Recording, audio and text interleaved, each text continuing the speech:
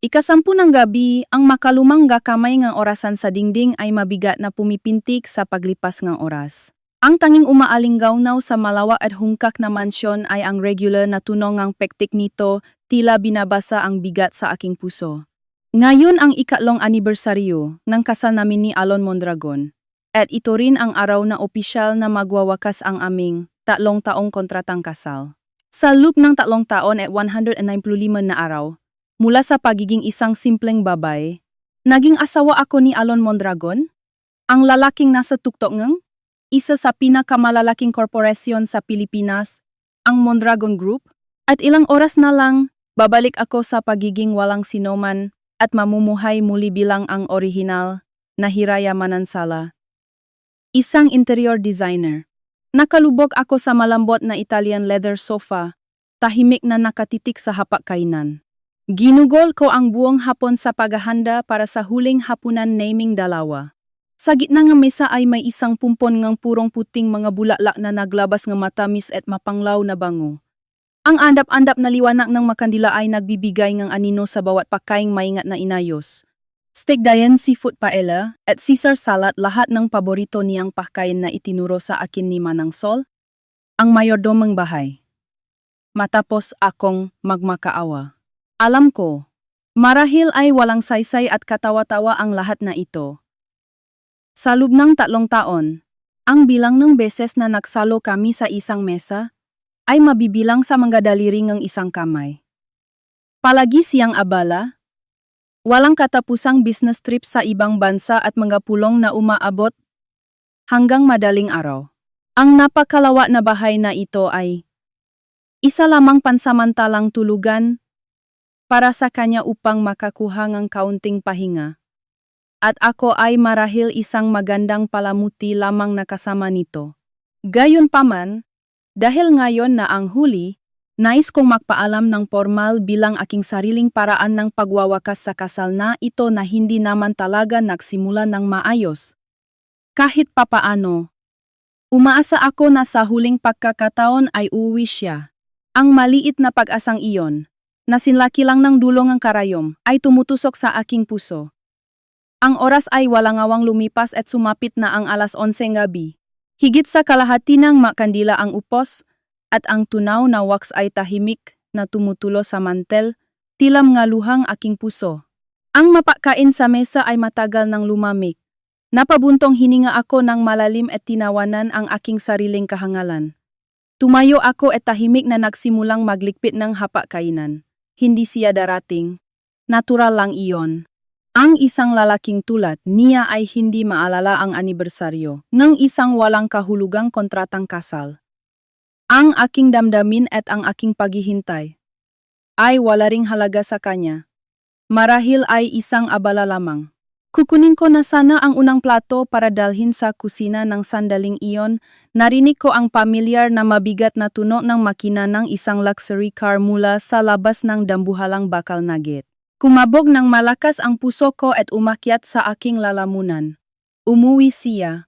Mamadali kong ibinaba ang plato at wala sa loop na pinunasan ang aking makamay sa apron. Ano ang gagawin ko? Dapat ba akong pumunta sa pinto tulad ng isang tunay na asawa upang salubungin siya? O dapat ba akong magtago sa kusina at huwag gumawa ng ingay tulad ng isang katulong? Pagkaraan ng 3 taon, hindi ko pa rin mahanap ang tamang lugar ko sa bahay na ito. Sa wakas, ang pinto ay tahimik na bumukas at iniluwa ang matangkat na figura ni Alon Mondragon. Nakasuot siyang kanyang karaniwang itim na tailored. Suot na tila nakadikit sa kanyang katawan. Ang kanyang matipuno at parang inukit na pangangatawan ay naglalabas ang malamig na aura. Marahil dahil sa pagod, ang kanyang matalim na kilay ay bahagyang nakakunot. Sinulyapan niya ang hapag-kainan na kalahating naligpit na gamit ang mga matang walang emosyon. Bago itinuan ang kanyang tingin sa akin. Gising ka pa pala. Ang kanyang boses ay mababa at walang emosyon. Hinihintay kita. Sagot ko sa mahinang boses. Wala akong lakas ng loob na tingnan siya sa mata. Wala na siyang sinabi pa. Hinubad ang kanyang jas, at tamat na isinampay sa upuan. Niluwagan ang kanyang kurbata, at naupo sa sofa. Pagkatapos ay sumanya siya gamit ang kanyang daliri na lumapit ako. Sandali akong nag-atubili. Ngunit maingat na lumapit at umupo sa isang silya na nasa ligtas na distansya. Ang hangin sa sala ay mabigat at nakakasakal.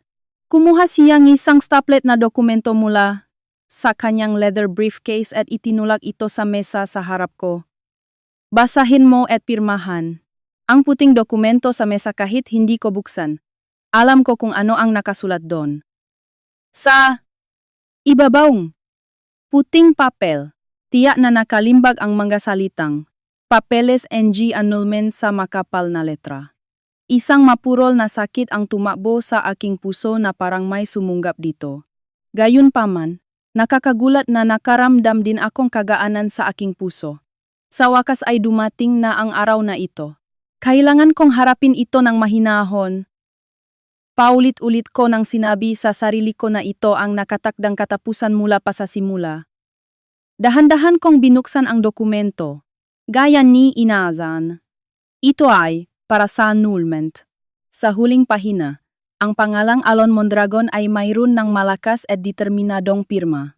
Tapos na niya ang lahat ng paghahanda. Ayon sa kontrata, ibibigay ko sa iyo ang isang unit sa Rockwell at isang malaking halaga bilang alimony. Isipin mo na lang nakabayaran ito sa nakalipas na 3 taon, sabi niya sa isang walang emosyon na boses na parabang tinatapos lang ang isang transaksyon sa negosyo. Hindi ako nakinig sa kanyang mga salita at itinuon lang ang aking tingin sa kanyang pangalan. Nanunuyo ang lalamunan ko. Ngunit pilit kong sinagot upang hindi manginig ang boses ko. Hindi na kailangan. Sapat ng unit sa Rockwell. Tinulungan mo ang lola ko. At ginampanan ko ang papel ko bilang asawa mo sa loob ng 3 taon. Wala na tayong utang sa isa't isa.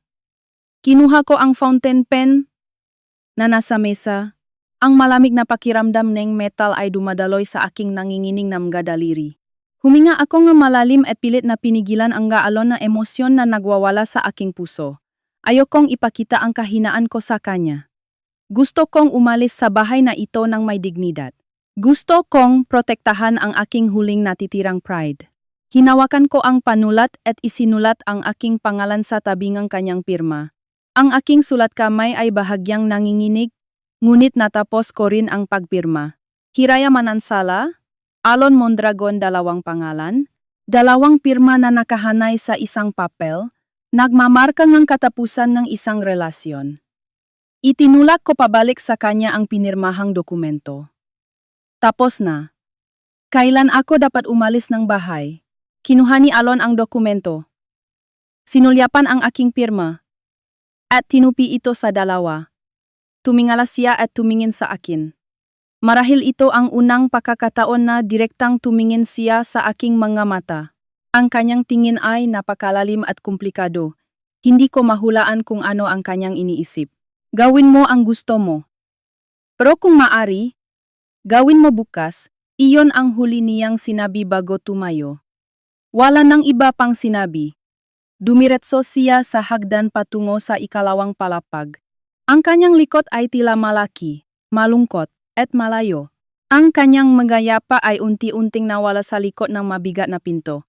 Naiwan akong mag-isa sa malamig na sala. Ang mga luhang kanina ko pa pinipigilan ay bumuhos na parang sirang dam. Walang humpay na dumaloy ang maluha sa aking pisngi at tumulo mula sa aking baba. Ang panahon upang magising mula sa panaginip na tinatawag na pagiging asawa sa loob ng 3 taon ay talagang dumating na. Ngunit sa sandaling iyon, nang akmang tatayo ako upang likpisin ang natitirang mapinggan, biglang umikot ang paningin ko.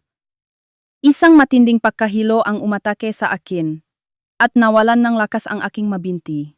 Ang katawan ko ay nagiinit na parang apoy, ngunit ang dulo ng aking makamay at paa ay kasing lamig ng yelo.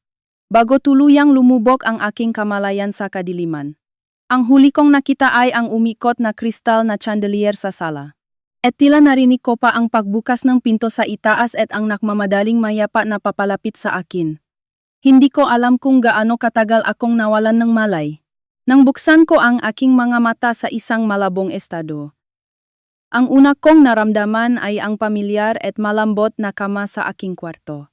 Masakit pa rin ang ulo ko na parang mabibiya, at ang buong katawan ko ay nag-init. Pinilit kong imulat ang aking mamata, at dahan-dahang tumingin sa paligid. Tanging ang malit na lampshade sa bedside table ang nagbibigay ng mainit na kulay kahel na liwanag sa silid. May mahinang amoy ng disinfectant sa hangin. Sinubukan kong bumangon. Ngunit muli akong inatake ng matinding pagkahilo at napilitang humiga ulit. Sa sandaling iyon, isang malaki at mainit na kamay ang marahang dumampi sa aking noo. Nagulat ako at lumingon, nakita ko ang isang tao na nakaupo sa tabing kama. Hindi si Manang Sol, kundi si Alon Mondragon mismo. Nakasuot siyang relax na pambahay na damit, at wala sa kanyang mukha ang karaniwang malamig na ekspresyon. Sa ilalim ng madilaw na ilaw, ang kanyang makapal na kilay ay bahagyang nakakunot, at sa kanyang malalalim na mata ay may bakas ng pag-alala na hindi ko pa nakita kailanman. Nang mapansin niyang nagkamalay na ako, nagtanong siya sa mababa at bahagyang paus na boses, "Mayos na ba ang pakiramdam mo?" Tinitigan ko siya na parang nananaginip. Bakit nandito ang lalaking ito na katatapos lang akong bigyan ng annulment papers ng malami? Bakit siya nag-alala ng ganito sa akin? Bakit ka nandito? Hinimatay ka sa sala. Dumating ang doktor kanina at sinabing may mataas kang lagnat dahil sa trangkaso at sobrang pagod. Binigyan ka na eng pampababaeng lagnat. Maikli niyang ipinaliwanag. Ngunit ang kanyang kamay ay hindi pa rin umalis sa aking mainit na noo. Hindi ako makapaniwala. Ibig sabihin, ang mga nagmamadaling yapa na narinig ko nung bumaksa ako ay kanya. Siya ba ang nagbuhat sa akin papunta sa kwartong ito at tumawag ng doktor? Ang matanong ay tumatakbo sa aking isipan, na lalong nagpagulo sa akin habang nilalagnat. "Salamat," naalangan kong sabi sa maliit na boses dahil sa biglaang kabaitan na ito. Tumayo siya ng tahimik nang walang sinasabi, lumabas saglit ng kwarto, at bumalik na may dalang palanggana ng maligamgam na tubig at malinis na bimpo. Umupo siya sa gilid ng kama. Piniga ang bimpo gamit ang sanay na mga kamay, at marahang pinunasan ang aking mukha. Noo, pisngi at lig. Ang bawat kilos niya ay maingat at punong kahinahunan na parabang babasagin ang kanyang hinahawakan. Malayong malayo ito sa imahe niya bilang isang malupit na negosyante. Nakahiga lang ako habang hinahayaan siyang gawin ang gusto niya. Ang puso ko ay tumitibo ng mabilis. Ang pamilyar na panlalaking pabango niya ay humahalimuya sa aking ilong. Ang lalaking palaging malayo sa akin ay nararamdaman kong napakalapit ngayon. Guni-guni lang ba ito dalang lagnat? Pagkatapos punasan ang aking mukha, marahan niya akong inalalayan upang umupo at sumandal sa headboard. Pagkatapos ay iniabot niya sa akin ang ilang tableta ng gamot at isang baso ng maligamgam na tubig mula sa bedside table. "Inumin mo to at matulog ka. Gagaling ka rin." Masunurin kong tinanggap ang gamot at ininom lahat. Ang mapait na lasa ng kamot ay kumalat sa aking bibig. Ngunit isang hindi may paliwanag na initang sumibol sa aking puso. Nang masigurong nainom ko na ang gamot, muli niya akong maingat na pinahiga at kinumutan hanggang lig. Hindi siya agad umalis, nanatili siyang nakaupo doon at tahimik akong pinakmamasdan. "Hindi mo na kailangang gawin ito, kaya ko naman mag-isa." Binasag ko ang katahimikan. Natatakot ako na baka ang kabaitan niya ay dala lamang ng awa. Ayokong kaawaan niya ako. "Matulog ka na lang ng tahimik," sabi niya sa isang boses na hindi tumatanggap ng pagtanggi. Wala na akong nagawa kundi pumikit at makunwaring natutulog. Pero paano ako makatulog gayong nasa tabi ko siya? Ramdam ko ang kanyang tingin sa akin. Pagkaraan ng ilang sandali, naramdaman ko ang kanyang nga daliri na marahang hinahawi ang aking pawis na bangs na dumikit sa aking noo. Nanigas ang buong katawan ko sa kanyang banayat na haplos. Hindi ko na muling iminulat ang aking mamata at tanging ang mabilis na tibok ng puso ko na lang ang nararamdaman ko sa aking dibdib. Kinabukasan, nagising ako sa malambot na sikat ng araw na tumatagos sa bintana. Gumaan na ang pakiramdam ng katawan ko. Mukhang bumaba na ang lagnat ko. Ang alaala na kahinahunan ni Alon kagabi ay malinaw na bumabalik na parang katatapos lang mangyari. Napatingin ako sa armchair sa sulok ng kwarto. Ngunit wala ng tao doon. Isang kirot ng kalungkutan ang dumaan sa puso ko. Baka ang mapangyayari kagabi ay isang magandang panaginip lang dala ng lagnat. Mapait akong ngumiti at bumangon. Dahan-dahan akong bumaba sa kama at akmang pupunta sa banyo nang biglang bumukas ang pinto ng kwarto.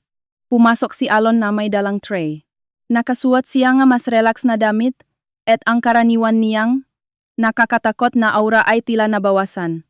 Bahagya siyang kumunot ang no nang makitang gising na ako. Bakit ka bumangon? Sinabing doktor na magpahinga ka. Hindi ka pa pumapasok sa trabaho. Inilagay niya ang tray sa maliit na mesa. Mainit at mabangong aros kaldo ang umuusok. Dito ako sa bahay ngayon. Halika. Mag-almusal ka na. Habang nakatulala ako sa hindi, makapaniwalang katotohanan na ipinagluto niya ako nga almusal, pinutol niya ang aking sasabihin. Umuwi si Manang Sol sa probinsya kaninang umaga dahil may emergency sa pamilya nila. Kumain ka na bago lumamig yan. Lumapit ako sa mesa na parang robot at nagsimulang kumain ng lugaw. Upang itago ang aking pakalito at ang mga emosyon na nagsisimulang sumibol sa aking puso. Sadyang hindi ako tumingin sa kanya. Nang matapos akong kumain, umupo siya ulit sa upuan kung saan siya nakaupo kahapon at tinitigan ako. Mukhang may malalim siyang iniisip, pagkatapos ay nagsalita siya sa mabigat na boses. Ipapaliban natin ang annulment ng 1 buwan, ang kanyang masalita ay parang kulo sa aking pandinig. Bigla akong napatingin sa kanya. Bakit? Pumirma na tayo sa kasunduan kahapon. Ang joint project kasama ang mga partner sa Amerika ay papasok na sa isang critical na yugto. Ang balita ng annulment ng chairman ng grupo sa panahong ito ay makakasama sa imahe ng kumpanya at sa presyo ng stock. Ayokong magkaroon ng anumang panganib. Ang dahilang ibinigay niya ay napakamakatwiran at profesional. Trabaho na naman, palaging trabaho. Ang puso kong bahagyang uminit kanina ay agad na nanigas sa lamig. Ganun pala, ang pag-aalaga niya kagabi, ang almusal ngayong umaga, at maging ang pagpapaliban ng annulment ay para lahat sa interes ng kumpanya at sa mahalagang proyekto na iyon. Ano ba talaga ako sa kanya? Isa lang ba akong piraso sa kanyang plano? Napangiti ako ng mapait sa sarili kong kahangalan. Naintindihan ko, sagot ko sa isang nakakagulat na kalmadong boses. Ayokong makita niya ang malalim na pagkabigo sa aking mamata. Dun nagtapos ang usapan. Tumayo siya at sinabing may tatapusin siyang trabaho sa kanyang opisina sa bahay. Bumalik ang katahimikan sa kwarto. Naupo ako sa kama. Pakiramdam ko ay pagod na pagod ang aking katawan at isipan. 1 buwan pa. Kailangan kong mapatuloy bilang asawa niya sa loob ng 1 pang buwan. Ibig sabihin ba nito ay malulubog ako sa sarili kong ilusyon ng 1 pang buwan? O ibig sabihin ay kailangan kong tiisin ang sakit na ito ng 1 pang buwan? Nang bumaba ako para kumuha ng tubig, napadaan ako sa tapat ng home office ni Alon sa ground floor. Bahagyang nakabukas ang pinto. Ito ang tanging lugar sa bahay na hindi ko pa napapasok. Sinundot ng kuryosidad ang aking isipan. Kahit alam kong hindi dapat. Ang aking mapa ay kusang lumapit sa pinto. Sa siwangang pinto, nakita ko siyang nakatutok sa trabaho. Akmang tatalikot na sana ako nang may tumawa ngang pansin ko sa dingding sa likuran niya. Isang oil painting na nakalagay sa isang mamahaling kahoy na frame. Isang pagpipintang ng balkonaheng puno ng bougainvillea na naliligo sa nakakasilaw na sikat nga araw. Akala ko titigil ang puso ko. Iyon ang aking graduation thesis project noong kolehiyo. Ang oil painting na pinahirapan ko noong nasa universidad pa ako. Ito ang pinakamahalaga kong gawa, ang bungang 4 na taon ngang aking pasyon. Matapos ang exhibit, sinabi sa akin ng profesor ko na isang hindi nagpakilalang bumibili ang bumili nito sa napakataas na presyo para sa gawa ngang isang estudyante. Palagi kong iniisip kung sino ang taong iyon at bakit siya gagastos ng ganoong kalaking pera sa gawa ng isang hindi kilalang estudyante. Hindi ko akalain na si Alon Mondragon pala iyon. At hindi ko rin akalain na itatago niya ito ng may pagpapahalaga sa kanyang pinakapribadong espasyo, ang kanyang opisina. Bakit? Bakit niya binili ang painting na ito? Kailan niya ito binili? Bago ba kami ikasal? O pagkatapos? Libu-libong tanong ang gumugulo sa isip ko na parang bagyo. Nanatili akong nakatayo doon. Nakatitig lang sa painting. Tuluyang nakalimutan na naninilip ako. Sa sandaling iyon, tila may naramdaman si Alon habang nasa kanyang mesa. Bigla siyang lumingon. Sa malit na siwang nakpinto. Naktakpo ang aming mga mata. Natauhan ako at kumabog ang dibdib ko. Nagmamadali akong tumalikod para tumakas. Anong ginagawa mo diyan? Ang kanyang boses ay malamig at matalim na umalingaw-ngaw mula sa likuran ko. Napatigil ako sa gitna ng pasilyo. Nanigas ang buong katawan ko. Hindi ako makagalaw. Para akong batang nahuling gumagawa ng kalokohan. Nag-init ang mukha ko at kumabog ng baliw ang puso ko. Dahan-dahan akong lumingon at hinarap siya sa makitit na siwangang pinto. Ang mukha niya ay walang ekspresyon, ngunit ang malalalim niyang mata ay tila nakikita ang lahat sa loob ng aking puso. Hindi ko maitago ang aking pagkabalisa. Pumasok ka, maikli niyang utos bago humarap muli sa kanyang mesa. Huminga ako ng malalim, nag-atubiling ilang segundo, at saka dahan-dahang itinulak ang pinto at pumasok. Ito ang unang pagkakataon na tumuntong ako sa kanyang pribadong teritoryo. Ang kwarto ay pinalamutian sa istilong minimalis. Ang pangunahing mga kulay ay abo at itim, na tila sumasalamin sa kanya mismo. Ang lahat ay napakalinis at maayos, halos walang maramdamang init ng tao. May mahinang amoy ng sandalwood sa hangin, na nagbibigay ng seryosong atmosfera. Ang tingin ko ay muling naakit sa painting sa dingding. Nang makita ko ito ng malapitan, napagtanto ko kung gaano niya ito pinahalagahan. Walang kahit isang alikabok sa frame. Anong kailangan mo? Tanong niya habang hindi inaalis ang tingin sa screen ng computer. Wala. Akala ko may magnanakaw. Pasensya na sa abala, nagmamadali kong palusot, nautal. Ganun ba? Bahagya siyang naktaas ng kilay? At sa wakas ay tumingala upang tumingin sa akin? Pagkatapos ay sumandal siya ng malalim sa kanyang upuan. Ang kanyang makamay ay makasalikop sa mesa, isang napakamakapangyarihang postura. Akala ko mas interesado ka sa painting na iyan, natumbok niya ang totu, lalo akong nataranta. Dahil hindi ko na may tatanggi, nagipon akong lakas ng loob para magtanong ng diretso. Bakit? Bakit nandito ang painting ko? Tahimik niya akong tinitigan saglit gamit ang hindi marok na tingin. Ang katahimikan ay sumasakal sa puso ko. Dahil binili ko. Alam ko yon. Pero bakit ikaw ang? Nagtatanong kong Shabby. May maliit ngunit maalab na pag-asa ang nagsisimulang sumibol sa aking puso? Posible kayang interesado na siya sa akin nun pa? Ang kasal na ito ay hindi ganap na nakataon lang? Bahagyang umangat ang sulok ng kanyang labi, halos hindi mapansin. Tila ba nanunuya? Nakita ko lang ito sa charity auction. Naisip ko na babagay ito sa dingding na ito, kaya binili ko. Ang sagot niya ay parang pagbuhos ng yelong tubig sa pag-asang kasi simula palang sumibol. Babagay sa dingding. Iyon lang ba talaga? Ang lahat na aking hula at munting pag-asa ay naglaho sa isang iglap. Tinawanan ko ang sarili ko sa isip ko dahil sa sobrang pag-iilusyon. Para sa kanya, ang painting na ito ay marahil walang pinakaiba sa iba pang mamahaling palamuti sa bahay na ito. Ganun ba? Salamat at nagustuhan mo ang painting ko, na kunwari akong kalmado. Ngunit hindi ko maitago ang malalim na pagkabigo sa aking boses. Hindi na kita abalahin. Tatalikot na sana ako para lumabas ng kwarto. Sa sandaling iyon, tumunog ng malakas ang cellphone ko sa aking bulsa. Ang numero ng high-end care facility kung saan naroon ang lola ko ang nasa screen. Kinabahan ako. Isang masamang kutob ang gumapang sa aking likuran. Nagmamadali kong sinagot ang telepono gamit ang nanginginig na kamay. Hello? Mula sa kabilang linya, narinig ko ang nagmamadaling boses ng nurse na nag-aalaga sa lola ko. Ma'am Hiraya, pumunta po kayo agad dito sa pasilidad. Biglang naging critical ang kondisyon ng lola niyo.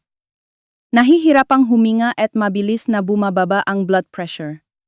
Ginagawa na namin ang emergency procedures pero hindi maganda ang lagay niya.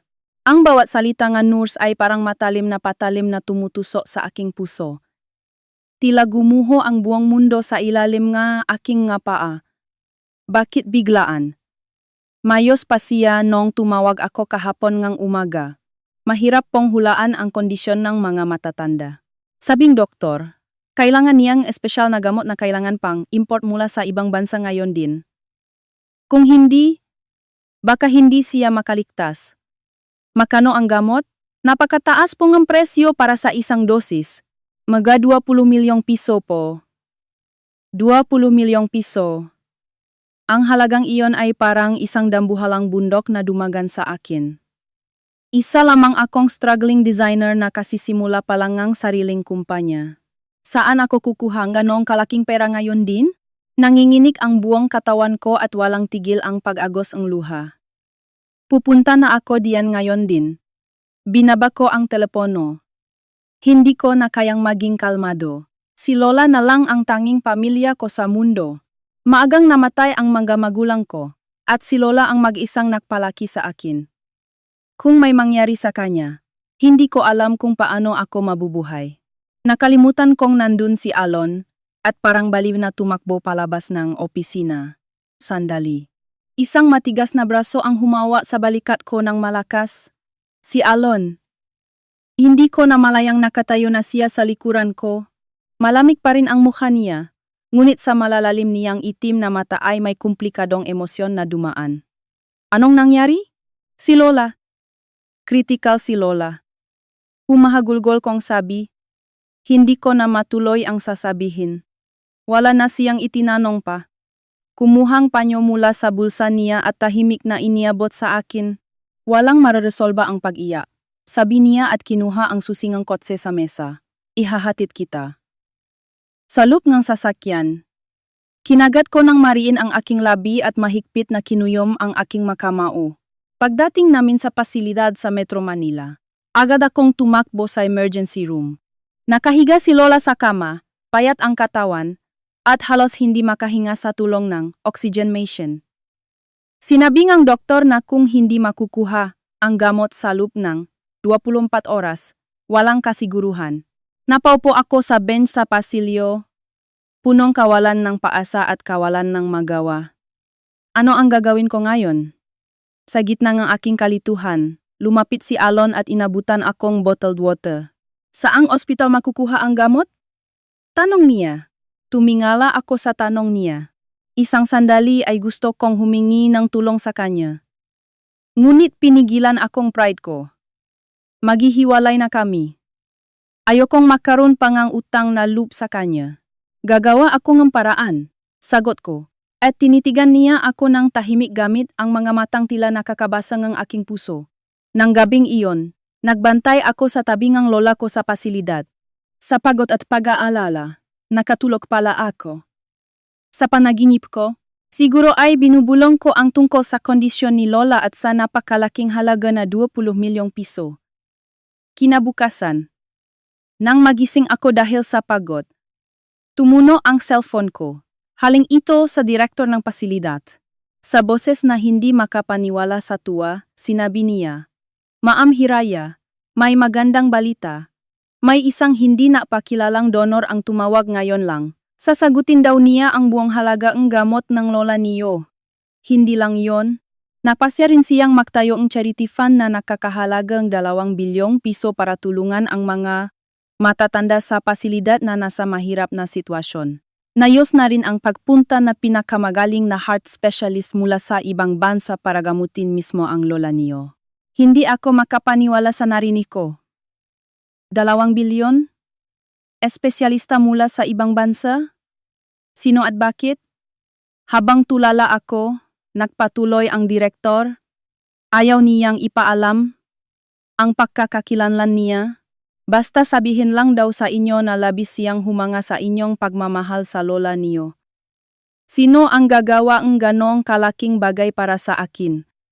Posible kayang si Alon. Pero anong dahilan niya? Habang nalilito ako, isang anino ng matangkat na lalaki ang lumitaw sa pintong kwarto. Hindi ito si Alon.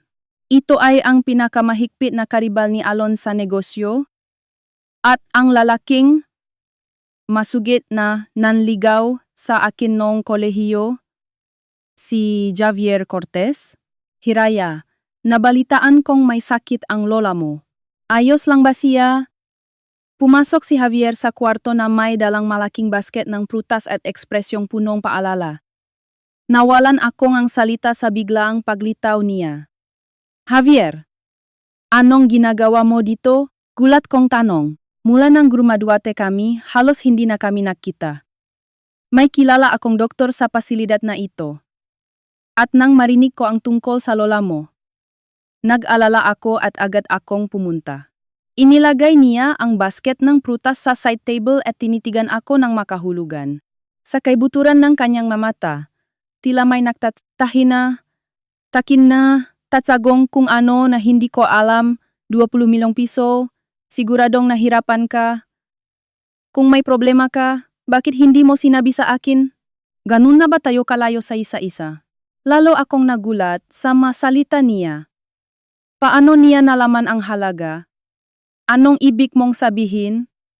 Malungkot na ngumiti si Javier. Wala talagang puso si Todo. Si Alon Mondragon.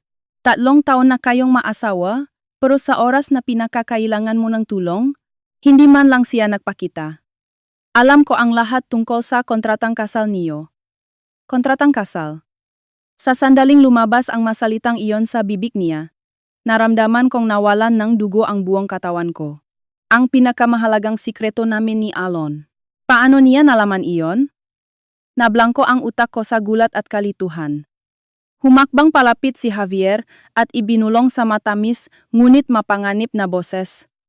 Kung gusto mo, matutulungan kita. Ipangako mo lang na makikipagtulungan ka sa akin. Sa gayon, pagbayarin natin si Alon sa makasalanan niya. Ang masalita niya ay parang lason na lalong nanggulo sa nalilito kong puso. Alam niya hindi lang ang tungkol kay Lola kundi pati na rin ang pinakamalaking sikreto namin ni Alon. Ang kanyang nag-aalalang ekspresyon ngayon ay tila napaka-plastic. Wala sa loob akong umatras para lumayo sa kanya. Salamat sa pag-alala. Pero kaya kong lutasin ang problema ng pamilya namin. At ang relasyon namin ni Alon ay pribadong issue naming dalawa. Hindi kailangan ng ibang tao na makialam, malamig at matatak kong sagot. Anuman ang mangyari sa amin ni Alon, ayokong maging kasangkapan ng iba. Lalo na kung gagamitin ako para atakihin si Alon. Kahit hindi niya ako mahal, sa loob ng 3 taon, siya ang naging tagapagligtas ng buhay ng lola ko. Isang sandaling pagkabigo at galit ang dumaan sa mga mata ni Javier, ngunit agad niya itong itinago sa likod ng kanyang karaniwang palakaibigang ngiti. Sige? Kung yan ang sabi mo. Pero tandaan mo, kapag kailangan mo ako, palagi akong narito. Iniwan niya ang masalitang iyon at umalis sa kwarto. Habang pinapanot ko ang kanyang likod, binalot akong hindi may paliwanag na masamang kutob. Hindi simpleng tao si Javier Cortez. Ang biglang paglitaw niya sa oras na ito at ang damingang nalalaman niya ay malinaw na hindi nakataon lang at ang hindi nakpakilalang donor.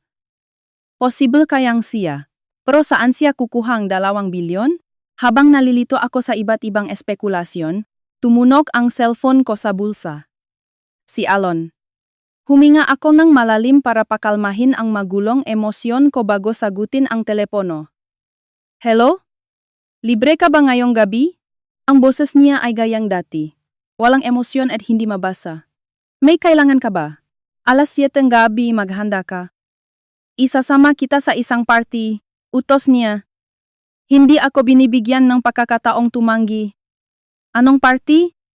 Ayokong pumunta. Kailangan kong bantayan si Lola, kunot noong tanggi ko. Hindi ako makakapunta sa isang marangyang lugar sa ganitong estado ng pag-iisip. Nasa tabi niya ang pinakamagaling na espesyalista at mga nurse 24 oras. Wala ka nang may tutulong pa kahit nandun ka. Business party ito sa Manila Hotel. Napakahalaga nito at dadalo lahat ng partners sa project na ito. Kailangan nating dumalo bilang mag-asawa at ipakita ang imahe ng isang matatag na pamilya. Nakalimutan mo na bang pumayag tayong ipagpaliban ang annulment para dito? Trabaho na naman? Imahe na naman ng kumpanya. Ang lahat ng kilos niya ay may malinaw na layunin sa negosyo. Kahit labag sa loop ko, alam kong tama siya. Dahil pumayag ako sa kontratang ito, kailangan kong gampanan ang papel ko hanggang sa huli. Kahit gaano pa kasakit ang puso ko. Sige. Eksaktong alas 7 gabi. Isang itim na luxury sedan ang tahimik na tumigil sa harap ngang pasilidad. Ipinagbilin ko muna si Lola sa nurse at nagpalit ng simpleng light blue evening dress na ipinadala ni Alon. Pagkasakay ko sa kotse, nakaupo na si Alon sa likod. Nakasuot siya ng perpektong tailored tuxedo, na lalong nakpatingkat sa kanyang tangkat at sopistikadong aura. Sinulyapan niya ako at walang sinabing sinanyasan ang driver na umalis. Isang mabigat na katahimikan ang bumalot sa loop ng sasakyan. Ang Manila Hotel ay maningning na naniningning sa dilim ng gabi dahil sa mga ilaw. Pagkatapa namin sa venue ng party, nakuha namin ang atensyon ng lahat. Si Alon Mondragon, ang batang karismatikong chairman ng Mondragon Group, ay bihirang magpakita sa publiko kasama ang kanyang asawa. Ang mabulungan sa paligid ay dumaksa na parang Alon. Hindi pinansin ni Alon ang matingin na iyon. Natural niyang inabayan ang bewang ko at hinila ako palapit sa kanya. Ang init mula sa kanyang palad ay direktang naramdaman ko sa manipis na tela ng damit at bahagyang nanigas ang katawan ko. Yumuko siya at inilapit ang kanyang mukha sa aking tainga. Bumulong sa mababang boses na kami lang ang makakarinig. Galingan mo. Huminga ako ngang malalim sa isip ko. Tumingala at nagpakita ngang perpektong ngiti ng isang asawa. Pagkatapos ay marahan akong kumapit sa kanyang braso, inayos ang tindig ko, at naglakad papasok sa venue. Masigla kaming bumati sa mga business partners na sunod-sunod na lumalapit. Magalang akong ipinakilala ni Alon sa mga tao. Ang asawa ko. Habang nakikipag-usap siya tungkol sa mahahalagang bagay sa negosyo, tahimik akong nakangiti sa tabi niya. At sa tamang pagkakataon ay nakikipag-usap sa mga asawa ng mga kausap niya tungkol sa fashion at signing. Mga paksang ligtas pag-usapan. Ang aming kilos ay nakakagulat na magkasundo na parang isang tunay na mag-asawa na nagsama ng maraming taon. Hindi ko pinalampas ang nasisiyahang kislap sa mga mata ni Alon. Habang nakikipag-usap kami, narinig ko ang pamilyar ngunit ayaw kong marinig na boses mula sa likuran. Oh, Chairman Mondragon, nandito rin pala si Mrs. Talagang bagay na bagay kayong dalawa. Si Javier Cortez. May hawak siyang wine glass at nakatingin sa amin na may mapanuyang ngiti. Ang madatingin mga daw sa paligid ay sabay-sabay na tumon sa aming tatlo.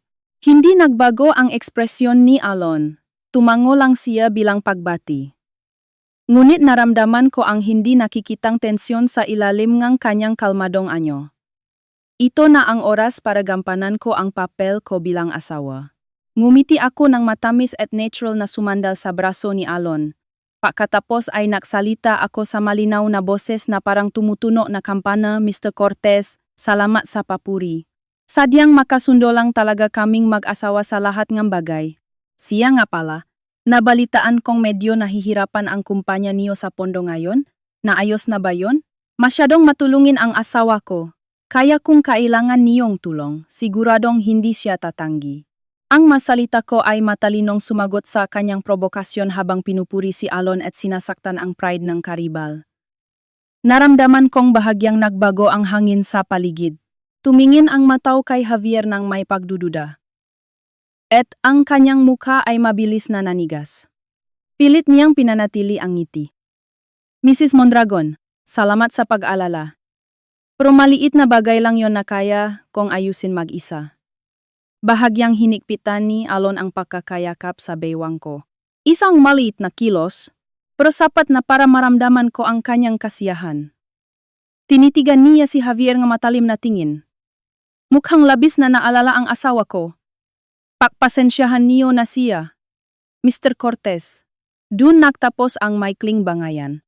Dahilan si Javier at mabilis na umalis. Pagkaalis niya, yumuko ulit si Alon at bumulong sa tainga ko.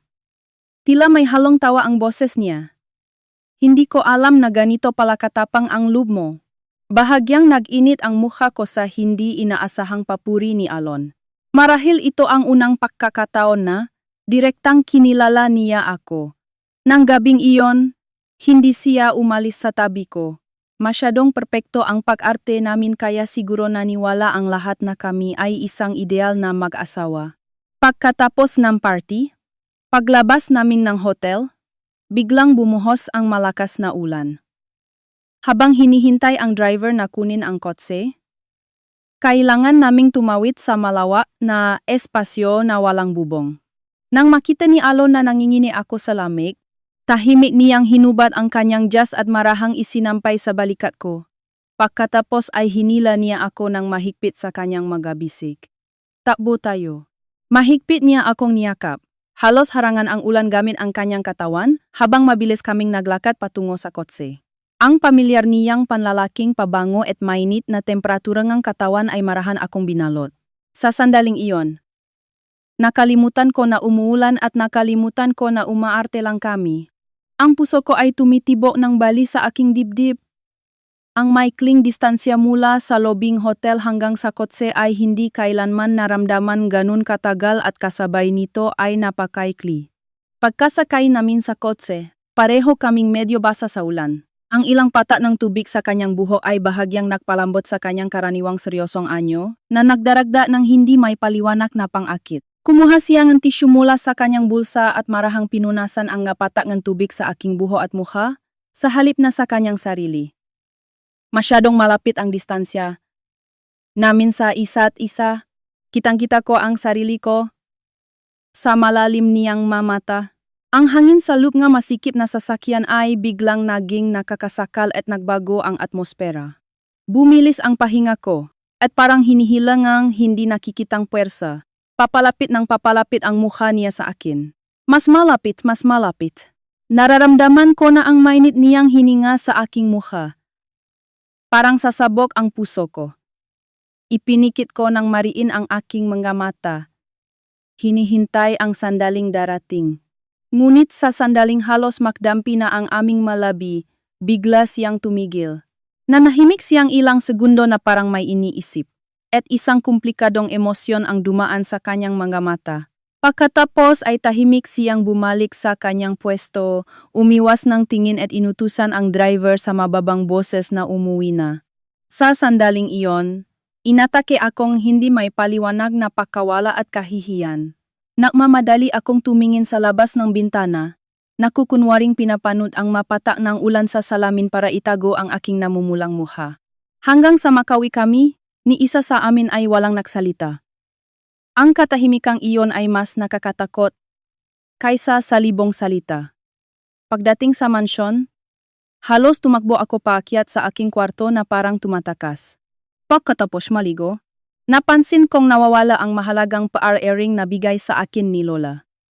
Nang hawakan ko ang tainga ko, isa na lang ang nandun. Saan ko kaya nahulog? Iyon ang pinakamahalaga kong alahas. Hinanap ko sa buong kwarto at sa handbag ko pero hindi ko makita. Pilit kong inalala. Parang tinanggal ko iyon noong nagmamadali akong magpalit ng damit sa pasilidad. Pagkatapos ay tumawag si Alon para papuntahin ako sa party. Posible kayang naiwan ko sa opisina niya nung tumakbo ako palabas pagkatapos matanggap ang tawag na critical si Lola.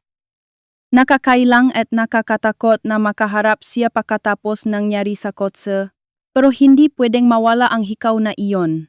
Nag-ipon ako ng lakas ng loob para bumaba sa ground floor at pumunta sa kanyang opisina. Gaya ng dati, bahagyang nakabukas ang pinto. Pumasok ako ng maingat, umaasang wala siya doon. Sa kabutsihang pelel, walang tao sa kwarto at tanging ang lampshade sa mesa ang tahimik na nagbibigay ng liwanag. Nakahinga ako ng maluwag at nagsimulang maganap ng hikaw sa paligid ng lugar kung saan ako nakatayo kanina. Nang yumuko ako malapit sa mesa, aksidente kong nasaging ang braso ko ang tambangam nga magazine sa gilid ng mesa. Ilang magazine ang maingay na nahulog sa sahig. Nagmamadali akong damputin ang mga iyon. At nang makita ko ang cover, nanigas ako sa kinatatayuan ko. Ang mga ito ay puro interior design magazines. Ang cover ng isa sa mga ito ay May malaking larawan ng restaurant project na katatapos lang gawin ng malit kong kumpanya. Dahil sa kuryosidad, kinuha ko rin ang ibang magazine at binuklat. Nakakagulat na ang lahat ng magazine ay may feature articles at photos tungkol sa akin at sa trabaho ko sa nakalipas na 3 taon. Sa isang pahina ay may larawan ko na mukhang kinakabahan noong manalo ako ng award sa isang design competition. Sa ibang pahina naman ay may mahabang interview article tungkol sa pilosopiyang brand na itinayo ko. Bumilis ang tibok ng puso ko. Ano ang ibig sabihin nito? Bakit niya kinokolekta ang maito? Ang tingin ko ay gumala sa loob ng kwarto at tumigil sa isang antique wooden cabinet sa sulok. Hindi ko ito karaniwang ginagawa. Pero sa sandaling iyon, may malakas na udyo na kumontrol sa akin at hindi ko mapigilan ang sarili ko. Nakakita akong maliit na taling susi sa pen holder sa mesa. Sinubukan kong ipasok ang isa sa mga susi sa susian at bumukas ang pinto na may mali na click. Nang makita ko ang laman nito, hindi ako makahinga. Hindi mga importanteng dokumento ng kumpanya ang nandun, kundi dosa-dosa ng makakapal na photo albums. Kinuha ko ang isa sa mga ito gamit ang nangingining na kamay. Pagbuklat ko ng unang pahina, may larawan ko na kuha mula sa malayo habang seryosong nagtatrabaho sa drafting table sa design studio ko. Sa sumunod na pahina ay may larawan ko na nakaupo sa bench sa parke, nag-iisa at malalim ang iniisip habang nakabukas ang sketchbook. Sa ibang pahina naman ay may larawan ko na masayang tumatawa habang kausap si Lola sa car facility. 3,000 piraso. Hindi. Libu-libong nakuhang larawan ang detalyadong nagdokumento sa halos bawat sandali ng buhay ko sa nakalipas na 3 taon. Palagi niya pala akong tahimik na binabantayan. Mahalaga po kayo kay Sir Alon? Ma'am? Narinig ko ang boses mula sa likuran. Isang mainit ngunit medyo malungkot na boses ang gumulat sa akin at nagpatalon sa puso ko. Nakmamadali kong isinara ang album at nakita ko si Manang Sol ang mayordoma na nakatayo doon may dalang tray ngang saa. Nakabalik na pala siya. Hindi man lang nagulat si Manang Sol na makita akong naghahalungkat sa kabinet, tinitigan niya ako ng mahinahon. Manang Sol, ano kasi? Ito ay. Nataranta ako at walang mahanap na palusot.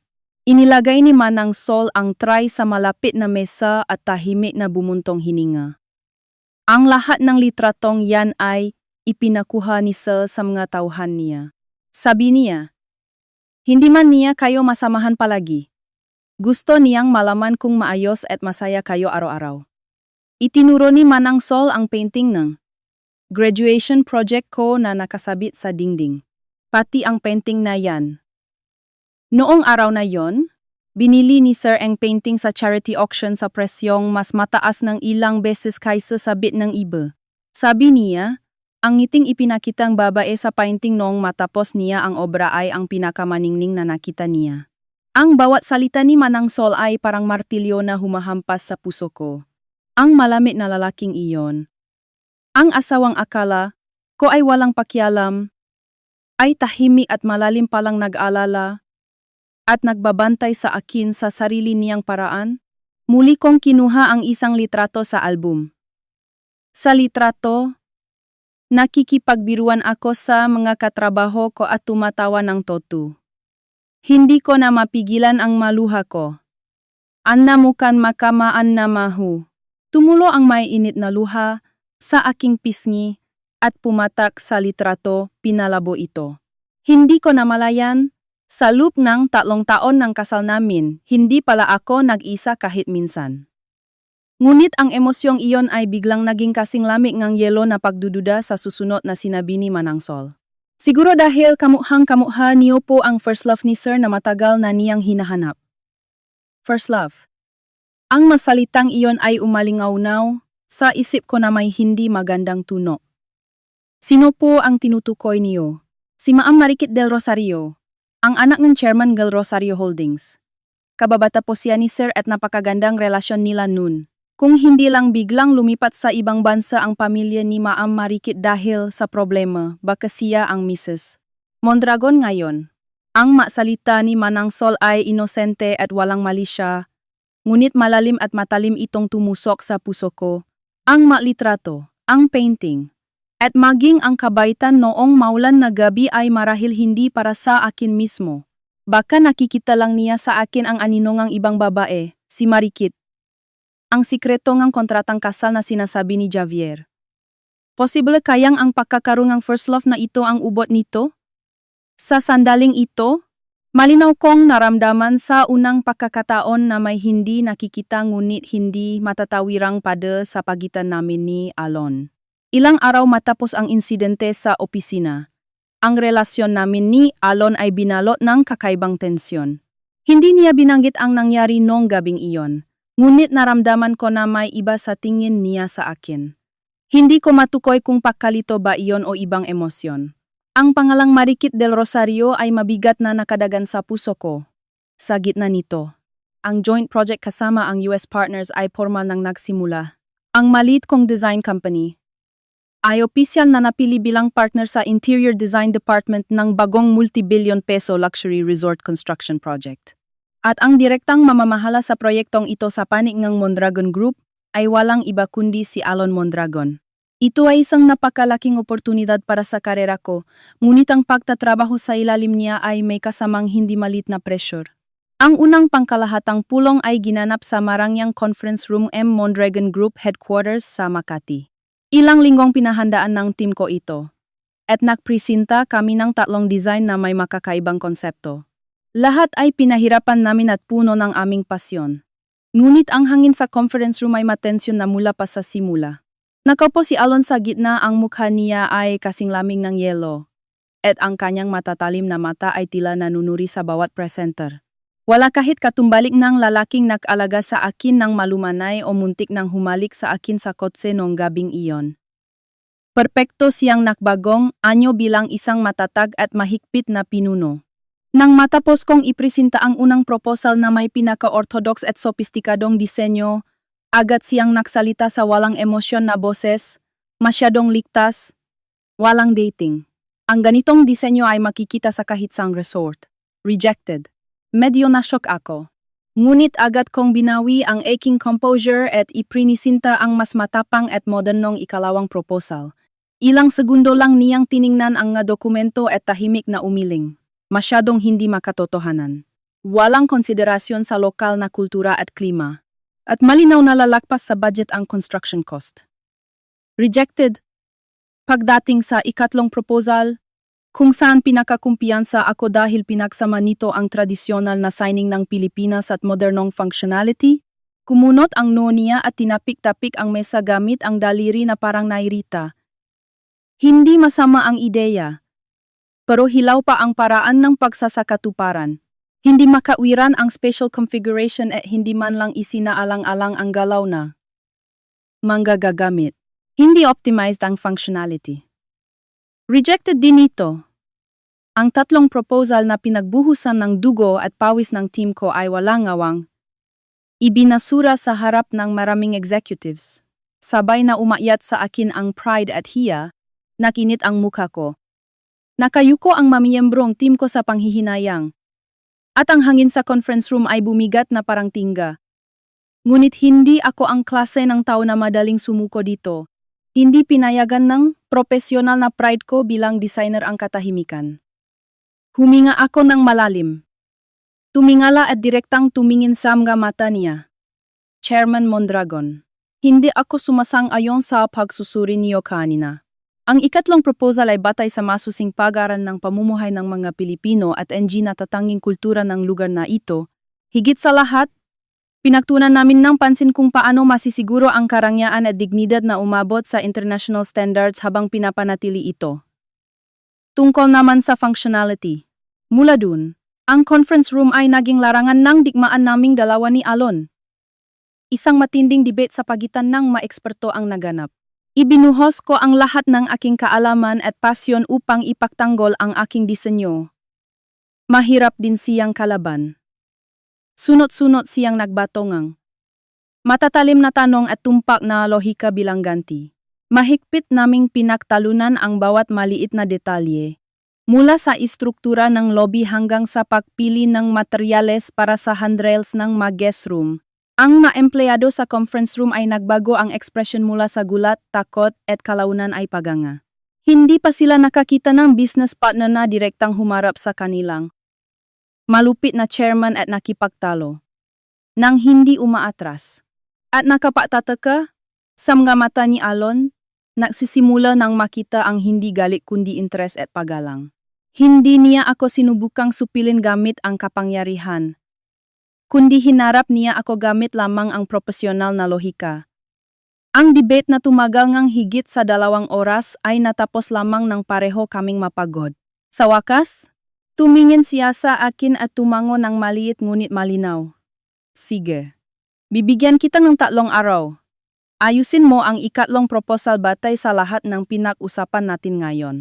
Ipakita mo sa akin ang perpektong disenyo na makakapakumbinsi sa akin. Kahit nainis pa rin ako, malinaw kong naintindihan na kinilala niya ang kakayahan ko.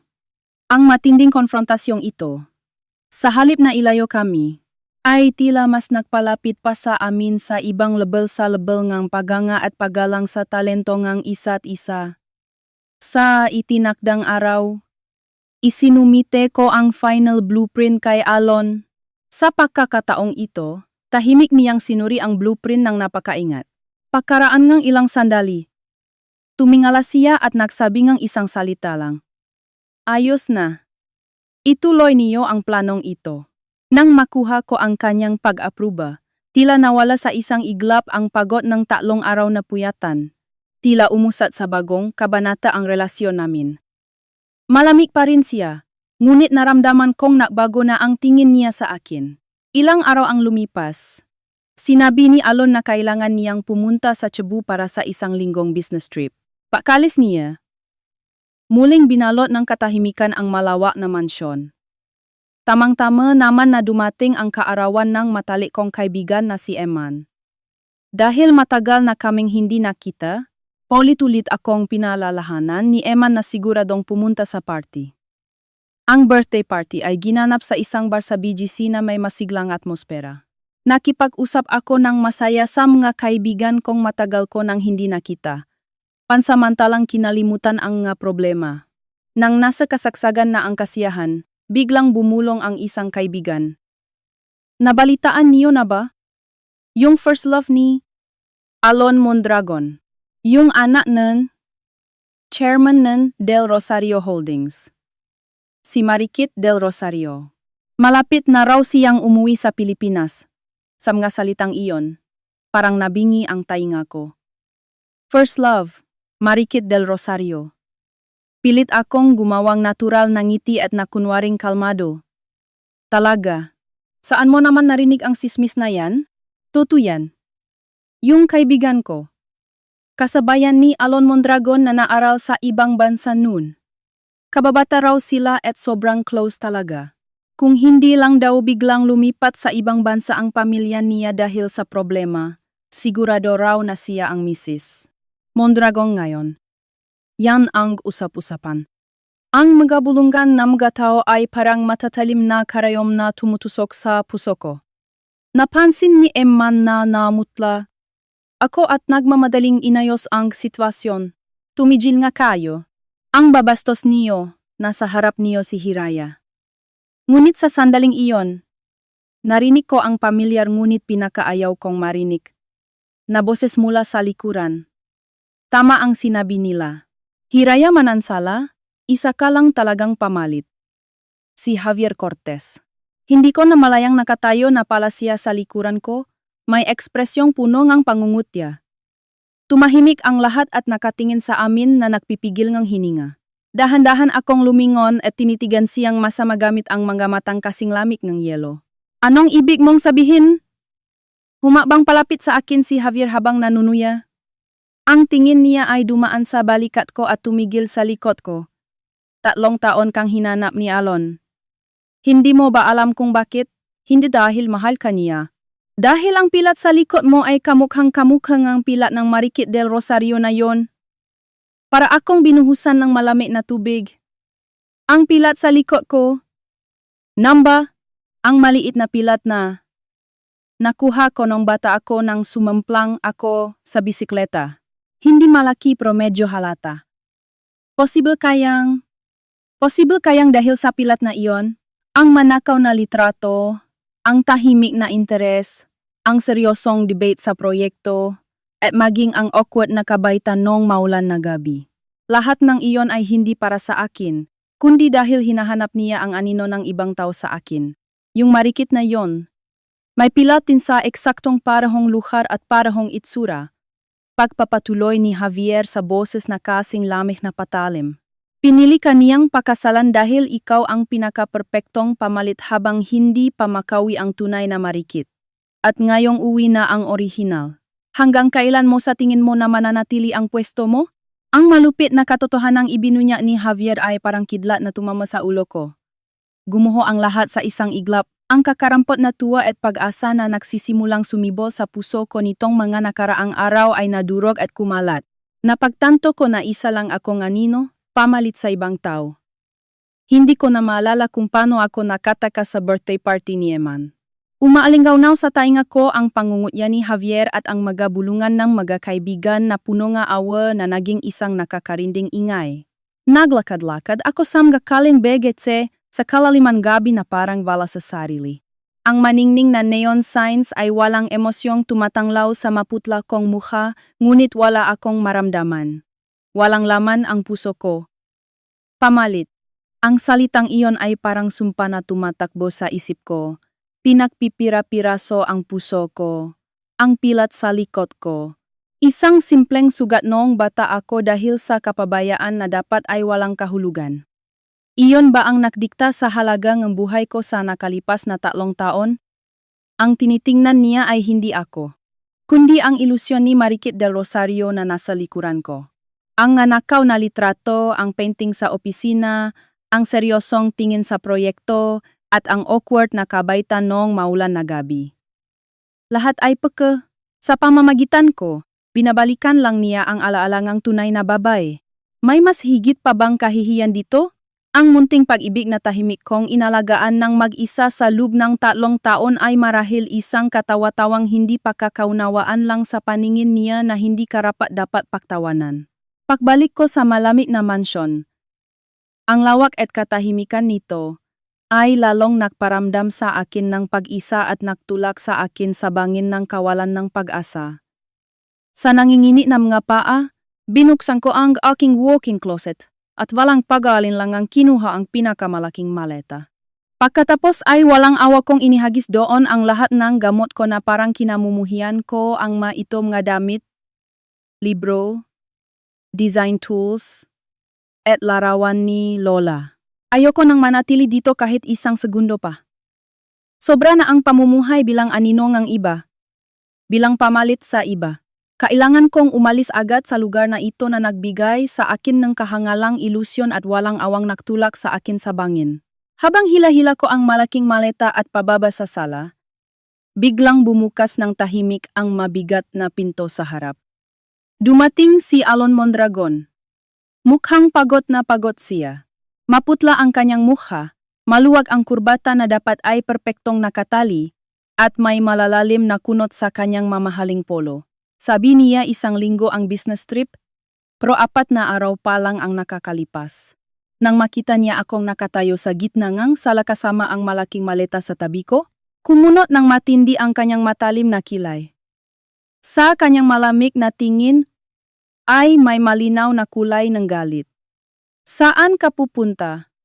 Ang boses niya ay garalgal na garalgal. Tumingala ako at sa unang pagkakataon ay direktang tumingin sa kanyang mata. Pilit kong pinigilan ang mga luhang malapit ng bumuhos gamit ang aking huling pride. Wala kang pakialam. Malapit nang matapos ang kontrata. Humakbang siya palapit sa akin habang gumagewang. Sinong nagsabing pwede kang umalis? Ngunit hindi niya natapos ang kanyang sasabihin. Ang malaki niyang katawan ay biglang bumaksak sa sahi na parang manikang naputulan ng tali. Alon! Napasigaw ako sa gulat. Nagmamadali kong binitawan ang maleta at tumakbo palapit sa kanya para alalayan siya. Nang hawakan ko ang katawan niya, kasing init ito ngang nagbabagang bato. Nilalagnat siya ng mataas.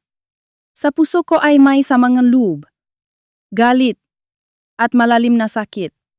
Gayunpaman, hindi ko kayang iwanan at pabayaan siya sa ganitong kahinaang kalagayan. Gamit ang lahat ng aking lakas, halos kalatkarin ko siya paakyat sa kwarto niya sa ikalawang palapag at inihiga sa kama. Ang aming papel ay ganap na nabaliktad ngayon. Ako ang nag-alaga, at siya ang nakahiga doon ng mahina at walang magawa. Kumuha ako ng pampababa ng lagnat mula sa first aid kit at maingat na pinunasan ang mainit niyang katawan gamit ang malamig na bimpo. Nawala ang karaniwang malamig na ekspresyon niya, at habang tinitignan ko ang mukha niyang nakangiwi sa sakit, hindi ko mapigilang manghina ang puso ko. Nang gabing iyon, nagbantay ako sa tabi niya. Marahil dahil sa lagnat, nagsimula siyang magsalita ng hindi malinaw habang nahihirapan. Paulit-ulit siyang tumatawag ng pangalan ng isang tao. Ngunit dahil sa lagnat, hindi malinaw ang boses niya at hindi ko maintindihan. Siguro ang pangalan ni Marikit del Rosario ang tinatawa niya. Sa isiping iyon, kumirot ang dibdib ko. Bigla niyang hinawakan ng mahigpit ang kamay ko. Nakapikit ng mariin ang mga mata niya ngunit nanginginig ang mahahaba niyang pilik mata. Huwag kang aalis. Parang awa mo na. Huwag mo akong iwan mag-isa. Nagmamakaawa siya na parang bata habang nahihirapan. Pagkatapos ay bigla siyang nagsimulang makwento ng isang lumang istorya mula 15 taon na ang nakakaraan. Tila ito ay pira-pirasong alaala noong bata pa siya. Aksidente sa sasakyan. Nakulong kami sa loob ng kotse. Ako at ang isang batang babae. Iniligtas niya ako. Kumabo ng malakas ang puso ko. Aksidente sa sasakyan 15 taon na ang nakakaraan. Ang babae ay may pilat sa likod. Gaya mo. Patuloy niya sa putol-putol na salita habang binubugahan ng mainit na hininga ang kamay ko. Pagkatapos ay binanggit niya ang isang mapagpasyang detalye. Hair clip. Isang asul na paru-paro na hair clip.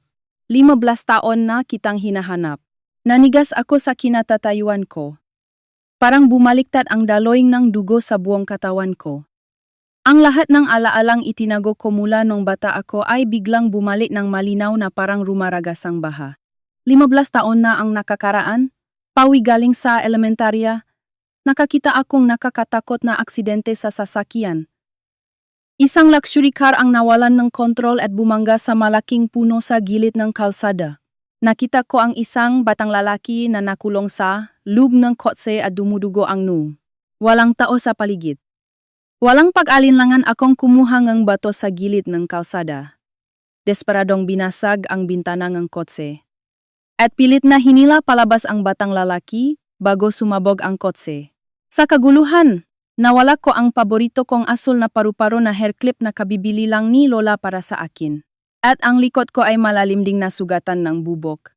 Nananatili pa rin bilang isang malinaw na pilat hanggang ngayon. Posible kayang ang batang lalaking iyon ay ikaw? Tila nakilala ako ni Along kahit nagdedeliryo siya. Hinila niya ako palapit sa kanya. Ibinaon ang kanyang mukha sa leeg ko at sinabi sa boses na parang umiyak, "Nahanap na kita. Sa wakas nahanap na kita. Huwag ka nang alis sa tabi ko ulit." Ang masalita niya, ang mahina niyang anyo, at ang nakakagulat na katotohanang kabubunyak lang ay tuluyang nakwasak sa huling depensa sa puso ko. Bumuhos ang mga luha na parang sirang dam, ang samang loob, sakit, at kahihiyan ng pagiging pamalitay naglaho lahat, at tanging ang dalisay na pag-ibig na itinago ko sa kaibuturan ng puso ko sa loob ng 3 taon at matinding emosyon ang natira. Hindi ko alam kung napakakamalan niya akong si Marikit del Rosario o kung talagang nakilala niya ako. Ngunit sa sandaling ito, ayoko nang mag-isip ng kahit ano. Dahan-dahan kong inyunat ang aking mga braso at niyakap ng mahigpit at marahan ang mainit niyang katawan. Nang gabing iyon, sa gitna ng lagnat at malabong emosyon, sa unang pagkakataon ay ganap kaming naging isa. Masayang umaga. Nagising ako sa mainit at matipunong bisik ni Alon Mondragon. Ang sikat na araw sa umaga na tumatago sa siwang ng kurtina ay marahang tumatanglaw sa kanyang gwapong ngunit ngayong walang depensang mukha. Ito ang unang pagkakataon na nakita ko ang mukha niya ng ganito kalapit. Mukhang bumaba na ang lagnat niya at regular at matatag na ang paghinga niya. Ang kanyang Init na direktang nararamdaman ng aking balat ay nagpapatunay na hindi panaginip ang nangyari kagabi. Naramdaman kong kumakalat ang matamis na kaligayahan mula sa kaibuturan ng aking puso. Dahan-dahan kong iniunat ang aking kamay, gustong hawakan ang kanyang pisngi. Ngunit sa sandaling iyon, bahagyang nanginig ang mahahaba niyang pilikmata at dahan-dahan niyang iminulat ang kanyang nga mata. Nagtagpo ang aming magatingin sa malapit na distansya. Sa malalalim niyang mata ay may bahagyang pagkalitong bagong gising. Ngunit kalaunan ay naging gulat ito. At sa huli ay naging nakakatakot na malamig na ekspresyon. Itinula niya ako palayo na parang nakahawa siya ng maruming bagay at mabilis na bumangon sa kama. Pagkatapos, walang sinasabi, tinakpan niya ang kanyang katawan ng kumot at tinitigan ako ng malamig na parang nakakita siyang estranghero sa unang pagkakataon. Tahimik siyang tumayo nang walang sinasabi at pumasok sa banyo. Ang tunog ng mahigpit na paksara ng pinto ay parang malamig na yelong tumama sa puso ko. Ano ang ibig sabihin nito? Bakit ganun ang inasal niya? Ang nangyari ba kagabi ay isang pagkakamali lang dalang laknat? Nagsisisi ba siya? O nang bumalik siya sa katinuan, napagtanto niya na ako, na may pilat sa likod, ay hindi ang Marikit del Rosario na gusto niyang makasama. Ang kanyang kasing lamig ng yelong pakikitungo ay mas nakakatakot kaysa sa anumang pang-iinsulto at malalim na sumugat sa puso ko. Paglabas niyang banyo, perpekto na siyang nakabihis. At walang lingon-likot siyang lumabas ng kwarto, ni hindi man lang ako sinulyapan. Buong araw niya akong iniwasan. Ang malawak na mansyon na ito ay mas nakakasakal at parang malamig na bilangguan kaysa dati. Ako na nalulunod sa matamis na alaala ng kagabi ay parang sinampal ng malakas ng malupit na realidad ngayon. Habang nakatulala ako sa kwarto, dinalhan ako ni Manang Sol ng isang maliit na kahon na maganda ang balot. Ma'am, may pinabibigay po si Sir. Nagulat ako at binuksan ang kahon. Sa ibabaw ng malambot na velvet na tela, may isang magandang asul na paru-paro na hair clip na tahimik na nakalagay. Kamukhang-kamukha itong ang hair clip na nawala ko 15 taon na ang nakakaraan. Kumabog ng malakas ang puso ko. Sa loob ng kahon ay may kasama ring maliit na card. Nakasulat doon sa kanyang malakas na sulat kamay ang masalitang, ibalik ang bagay sa pinanggalingan. Tuluyan akong nalito. Bakit niya ginagawa ito? Napagtanto na ba niya na ako ang batang babae noong 20 taon na ang nakakaraan? Pero kung ganon, bakit niya ako tinatrato ng napakalamig? O inisip pa rin niya na pamalit lang ako kay Marikit del Rosario? Ang hair clip na ito ay orihinal na ibibigay sana sa tunay na siya at ngayon ay ibinabalik lang niya sa akin na isang pamalit na may parehong pilat? Pinaglalaruan ba niya ang damdamin ko? Libu-libong hindi masagot na tanong ang tumatakbo sa isip ko, na lalong nakpapahirap at nakpapagulo sa akin. Ang masumunod na araw ay lumipas sa nakakatakot na katahimikan. Umuwi si Alon sa bahay araw-araw, ngunit halos hindi kami nagkikita. Sinasadya niyang iwasan ako. At ako naman ay nalulunod sa sarili kong magulong emosyon. Ang paru-paro na hair clip ay tahimik na natutulog sa loob enge kahon. Ito ay simbolo ng munting pag-asa at kasabay nito ay ebidensya ng masakit na katotohanan na baka isa lang akong pamalit. Ang nakakabiyak na kontradiksyon na ito ay nagpapahirap sa akin araw-araw. Isang umaga, habang nahahanda ako para pumasok sa trabaho, tumunog ang cellphone ko. Numero niya. Kumabot ng malakas ang puso ko. Pumunta ka sa opisina ko sa headquarters bago mag-alas 10. May pag-usapan tayo. Ang boses niya sa kabilang linya ay malamig at parang nakutos gayang dati. Hindi man lang ako binigyan ng pagkakataong magtanong. Tinapos niya ang usapan at binaba ang telepono. Mahalagang pag-usapan. Gusto na ba niyang linawin ang lahat sa akin? Ang tungkol sa gabing iyon? Ang tungkol sa batang babae 15 taon na ang nakakaraan? At ang tungkol kay Marikit del Rosario? Isang sinang ng pag-asa ang muling sumibol sa puso ko. Ano man ang maging resulta, Gusto kong marinig ang katotohanan ng direkta mula sa bibig niya. Dumating ako sa Mondragon Group Headquarters building 10 minutes bago ang taktang oras. Habang nasa elevator papunta sa kanyang opisina sa pinakamataas na palapag, pabilis ang tibok ng puso ko. Nakatayo sa harap ng mabigat na mahoganidor. Huminga ako ng malalim para pakalmahin ang sarili ko. Akmang kakato na ako ng sandaling iyon. Ang pinto na hindi ganap na nakasara ay bahagyang bumukas palup at narinig ko ang boses ng nag-usap sa loop, boses niya at ng ibang lalaki marahil ang kanyang chief of staff. Kumpirmado na ang lahat ng impormasyon. Narinig ko ang boses ng sekretarya. Magsalita ka. Ang boses ni Alon ay mababa at mabigat. Totupo na may pilat sa likod si Ma'am Hiraya. At ang posisyon nito ay halos tumutugma sa kay Ma'am Marikit. Ang pilat na ito ay nakuha sa isang aksidente sa sasakyan noong bata pa siya, at ang panahon ay tumutugma din sa aksidente niyo 15 taon na ang nakakaraan. Nanikip ang dibdib ko. Pinaimbestigahan niya ako. Mabuti, boses ni Alon na nasisiyahan. Kung ganun masigurado na. Ipagpatuloy mo ang investigasyon. Kailangan nating kumpirmahin ang lahat ng perpekto bago bumalik si Marikit sa Pilipinas. Hindi dapat magkaroon ng anumang pagkakamali sa bagay na ito. Ang huling masalita niya ay parang dambuhalang martilyo na dumurok sa ulo ko. Kailangang kumpirmahin ang lahat bago bumalik si Marikit del Rosario. Ganun pala, totoo ang lahat ng sinabi ni Javier. Pinaimbestigahan niya ang pilat ko hindi dahil nakilala niya ako bilang ang batang babae 15 taon na ang nakakaraan, kundi para kumpirmahin kung may sapat na kwalifikasyon ako bilang pamalit para ikumpara sa orihinal na malapit ng bumalik. Ang mainit na gabing iyon, ang masalitang sinabi niya habang nagdedeliryo, at maging ang hair clip na may mensaheng ibalik ang bagay sa pinanggalingan, lahat ng iyon ay isang kahabag-habag na hindi pagkakaunawaan ko lang.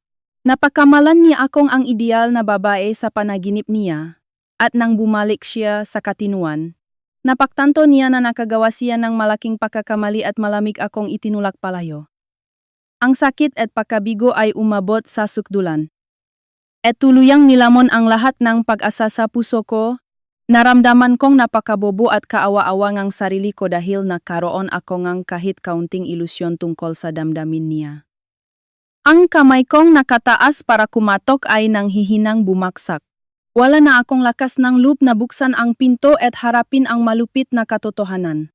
Tahimik akong tumalikod na parang anino na nawalan ng kaluluwa at umalis sa lugar na iyon. Walang luhang tumulo.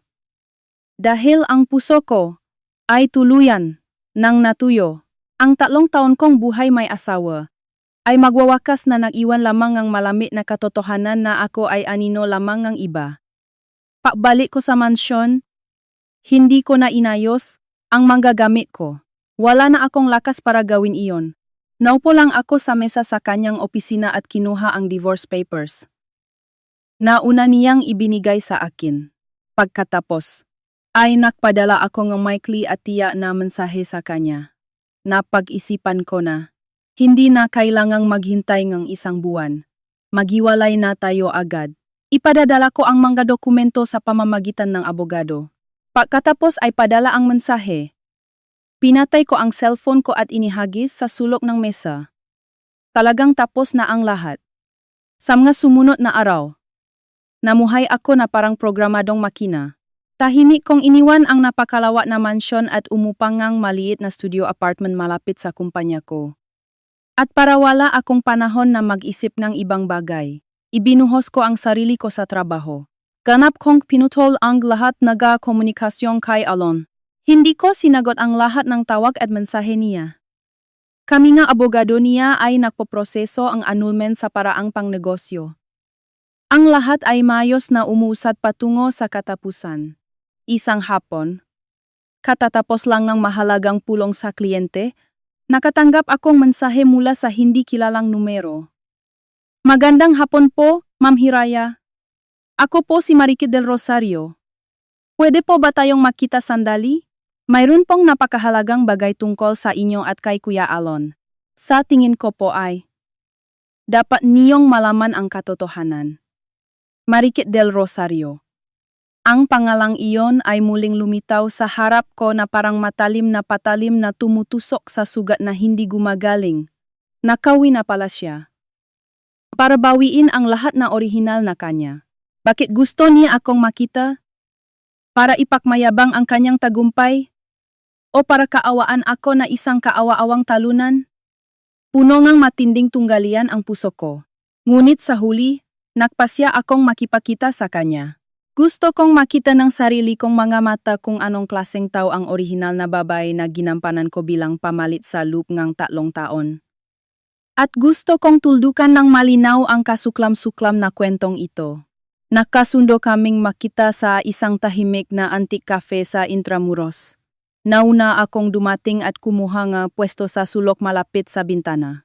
Ilang minuto ang lumipas, isang babaeng nakakamangha ang ganda ang pumasok sa cafe. Mayroon siyang mahaba at maalon na buhok hanggang bewang, balingkinitan ang katawan, at nakasuot ng purong puting disenteng bestida. Ang kanyang mukha ay naglalabas ng isang uri ng babasagin at malambot na aura. Siya nga si Marikit del Rosario. Kailangan kong aminin. Talagang maganda siya at may espesyal na pang-akit na makakabihag sa pusong lalaking tulad ni Alon sa loob ng maraming taon.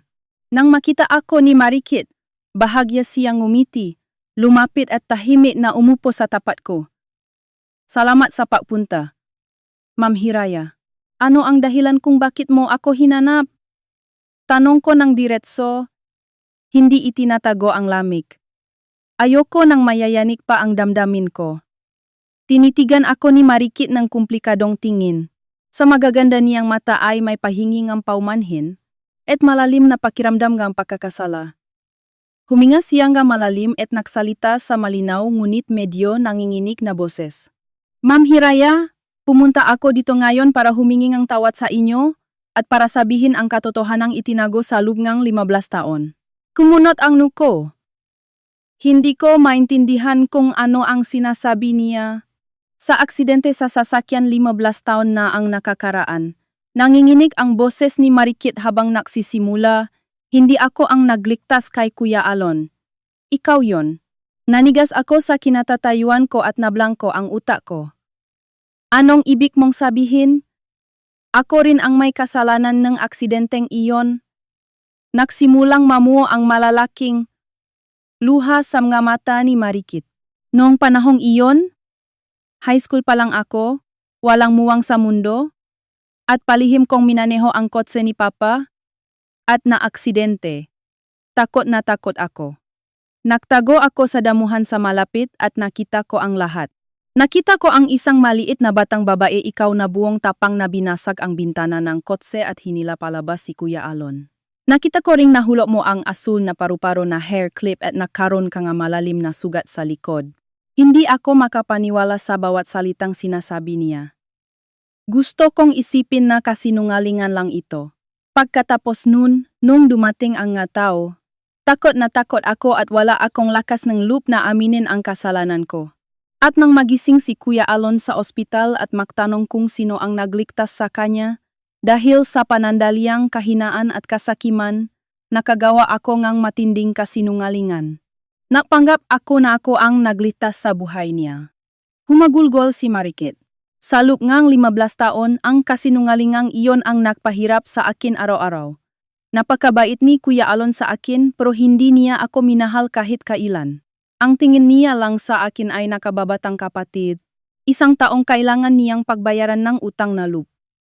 Palagi kaniyang hinahanap ang tunay na batang babae noong 15 taon na ang nakakaraan. Nung mabalitaan kong pinakasalan kaniya, napagtanto ko na hindi na ako pwedeng manahimik pa. Kailangan kong umuwi sa Pilipinas para ibalik ang lahat sa tamang lugar. Ma'am Hiraya, patawarin niyo po ako. Humihingi ako ng tawad sa pagnanakaw ng pagkakakilanlan niyo. Taos puso akong humihingi ng tawad sa pagbibigay sa inyo ng maraming hindi pagkakaunawaan at sakit. Nakatulala lang ako. Blanko ang utak ko. Masyadong biglaan at nakakagulat ang katotohanan para maabsorb ko ng maayos.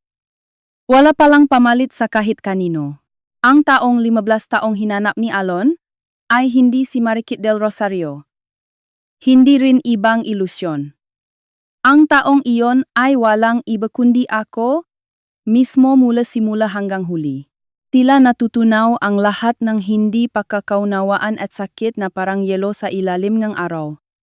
Ngunit sa sandaling mabunyag ang katotohanan iyon, isa pang matalim na sakit ang tumusok sa dibdib ko. Nahanap ako ni Alon. Oh, nahanap niya ako. Ngunit ang nahanap niya ay ang matapang na batang babae nung 15 taon na ang nakakaraan, hindi ang kasalukuyang Hiraya Manansala bilang isang babae. Ang malamig na pakikitungo niya sa akin at ang pag-imbestiga niya sa akin ay para lang kumpirmahin kung totoo ang ilusyon ng nakaraan. Ang pagmamahal ko, ang paghihirap ko at ang sarili kong pag-iral ay tila hindi pa rin nakikita sa kanyang nga mata. Nalilito ang puso ko. Sa sandaling iyon, tumuno ng malakas ang telepono sa bulsa ko. Numero ng care facility. Muli akong inatake ang masamang kutob na nakakawala ang dugo.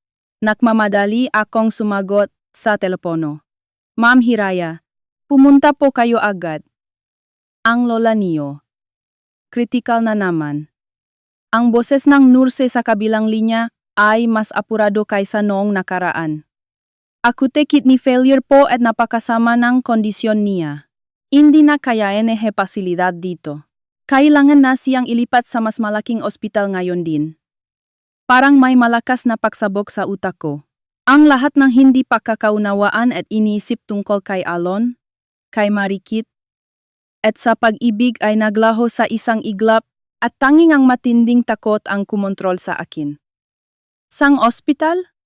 Pupunta na ako ngayon din. Inayos na po namin ang paglipat sa Street Lux. Dumiretso na lang po kayo dun. Binaba ko ang telepono at parang bali na pumarang ng taxi. Hindi tumitigil ang pag-agos ng luha ko. Bakit ako sinusubok ng langit ng ganito? Bakit kung kailan nakakita na ako ng isang sinak ng liwanag? Saka naman ito walang awang alisin? Habang halos mabaliw ako sa traffic, pagdating ko sa ospital, dinadala na si Lola sa emergency room. Isang iglap ko lang nakita ang maputlang mukha ni Lola at ang nakapikit. Niyang nga matabago walang awang sumara, ang mabigat na pintong emergency room sa harap ko na naghihiwalay sa dalawang mundo. Napaupo ako sa malamig na upuan sa pasilyo. Puno ng kawalan ng magawa at kawalan ng pag-asa. Sa sandaling iyon, isang grupo ng doktor na nakaputi ang nakmamadaling tumakbo mula sa kabilang dulo ng pasilyo. Ang namumuno sa kanila ay isang dayuhang lalaki na may napakaseryosong mukha. Siya mismo ang heart specialist mula sa ibang bansa na inayos ng hindi nagpakilalang donor noong nakaraan. Bakit siya nandito? Bilisan niyo. Ihanda ang pinakamagaling na operating room. Walang oras maghintay ang pasyente. Utos ngang espesyalista sa mga staff sa paligid sa matatas na Ingles na may seryosong ekspresyon. Pagkatapos siya'y agad na naglakad ng mabilis palapit siya o kinang pamiyar na matangkad na figurang lalaki. Si Alon Mondragon. Si Alon. Ang mukha niya ay naninigas sa matinding tensyon at ang suot niyang mamahaling suot ay medyo magulo na parang galing sa mahabang biyahe. Hindi ba nasa Cebu siya ngayon para sa mahalagang business meeting? Bakit siya nandito? Maraming tanong ang pumasok sa isip ko. Pero wala akong lakas na itanong ang mga iyon. Lumapit siya sa akin at tahimik na lumuhod. Hinawakan ng malaki at mainit niyang kamay ang kamay kong kasing lamig ng yelo ng mahigpit. Huwag kang mag-alala. Nandito ako. Ang boses niya ay garalgal na garalgal. Ngunit mas malakas ito kaysa sa anumang salita na nagsilbing pampakalma sa aking pagkabalisa.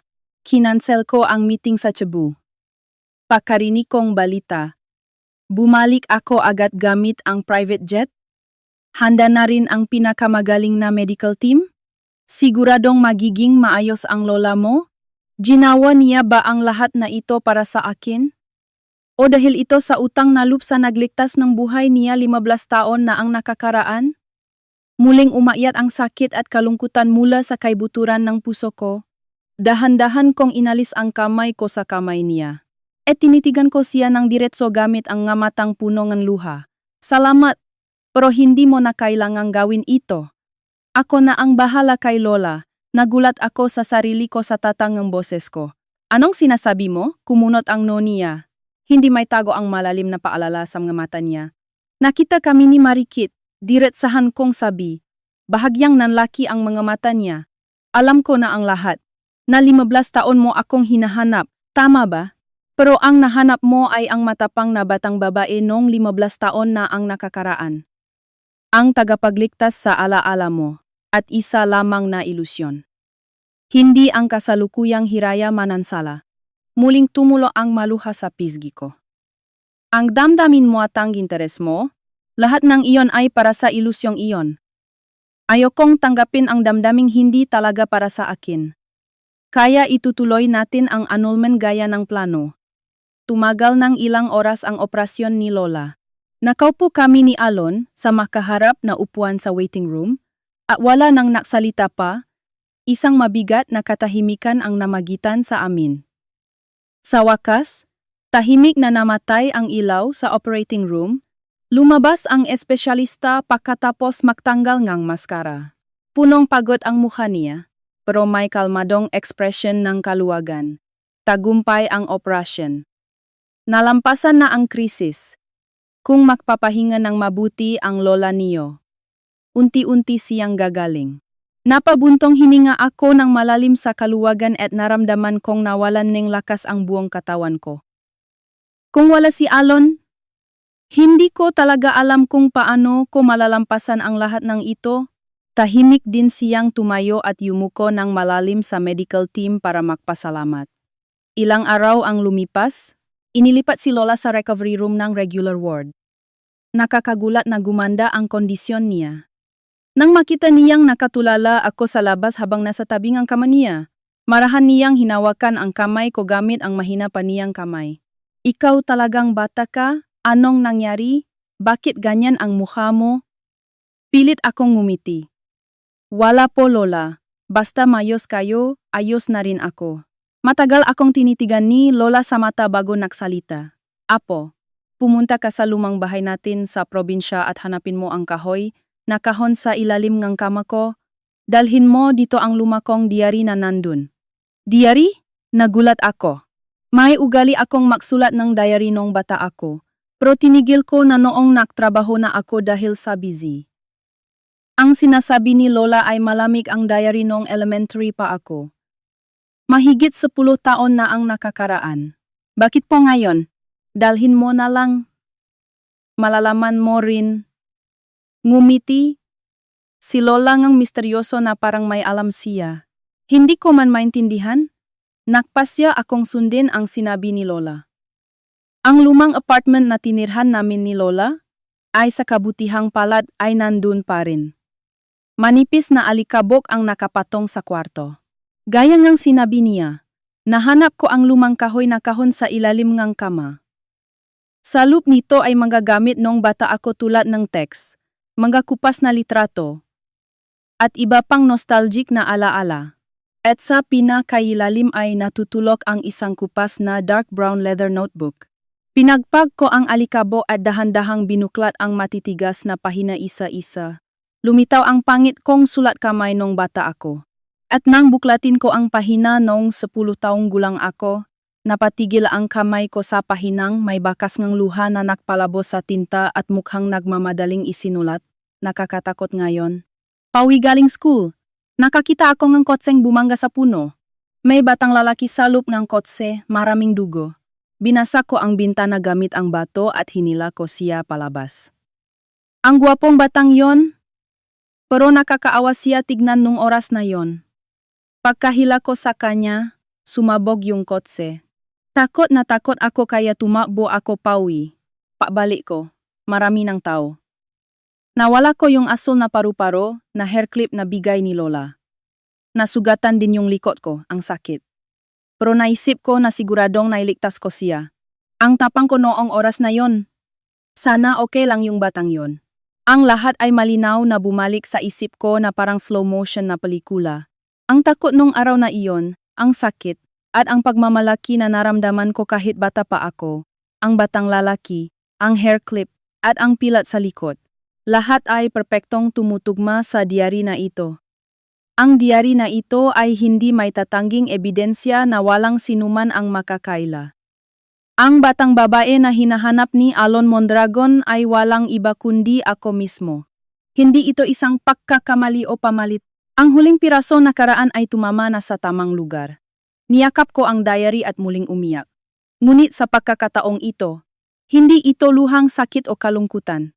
Ito ay mainit na luha ang emosyon at malalim na pagkaunawa. Pagkatapos basahin ulit ang diary, gumaan na ang pakiramdam ng puso ko. Naisip ko na kailangan kong kausapin ulit si Alon ng malinaw. Ngunit bago ko pa magawa ang desisyong iyon, isa pang nakakatakot na insidente ang nangyari. Nang umagang iyon, habang nagbabantay ako kay Lola sa ospital, nakuha ngang balita sa umaga sa TV ang atensyon ko. Sa screen, nakatayo si Javier Cortez sa harap ngang maraming kamera. At sa tabi niya ay si Marikit del Rosario na may nalilitong ekspresyon. Sa ibaba ng screen ay may malaking kairon na nagsasabing Mondragon Group Leadership Crisis. Itinutok ang mikropono ng reporter kay Javier. Mr. Cortez, may tuturing po ba itong formal na deklarasyon nege digmaan laban kay Chairman Mondragon? Nagsalita si Javier sa mapanuyang tono sa harap kamera.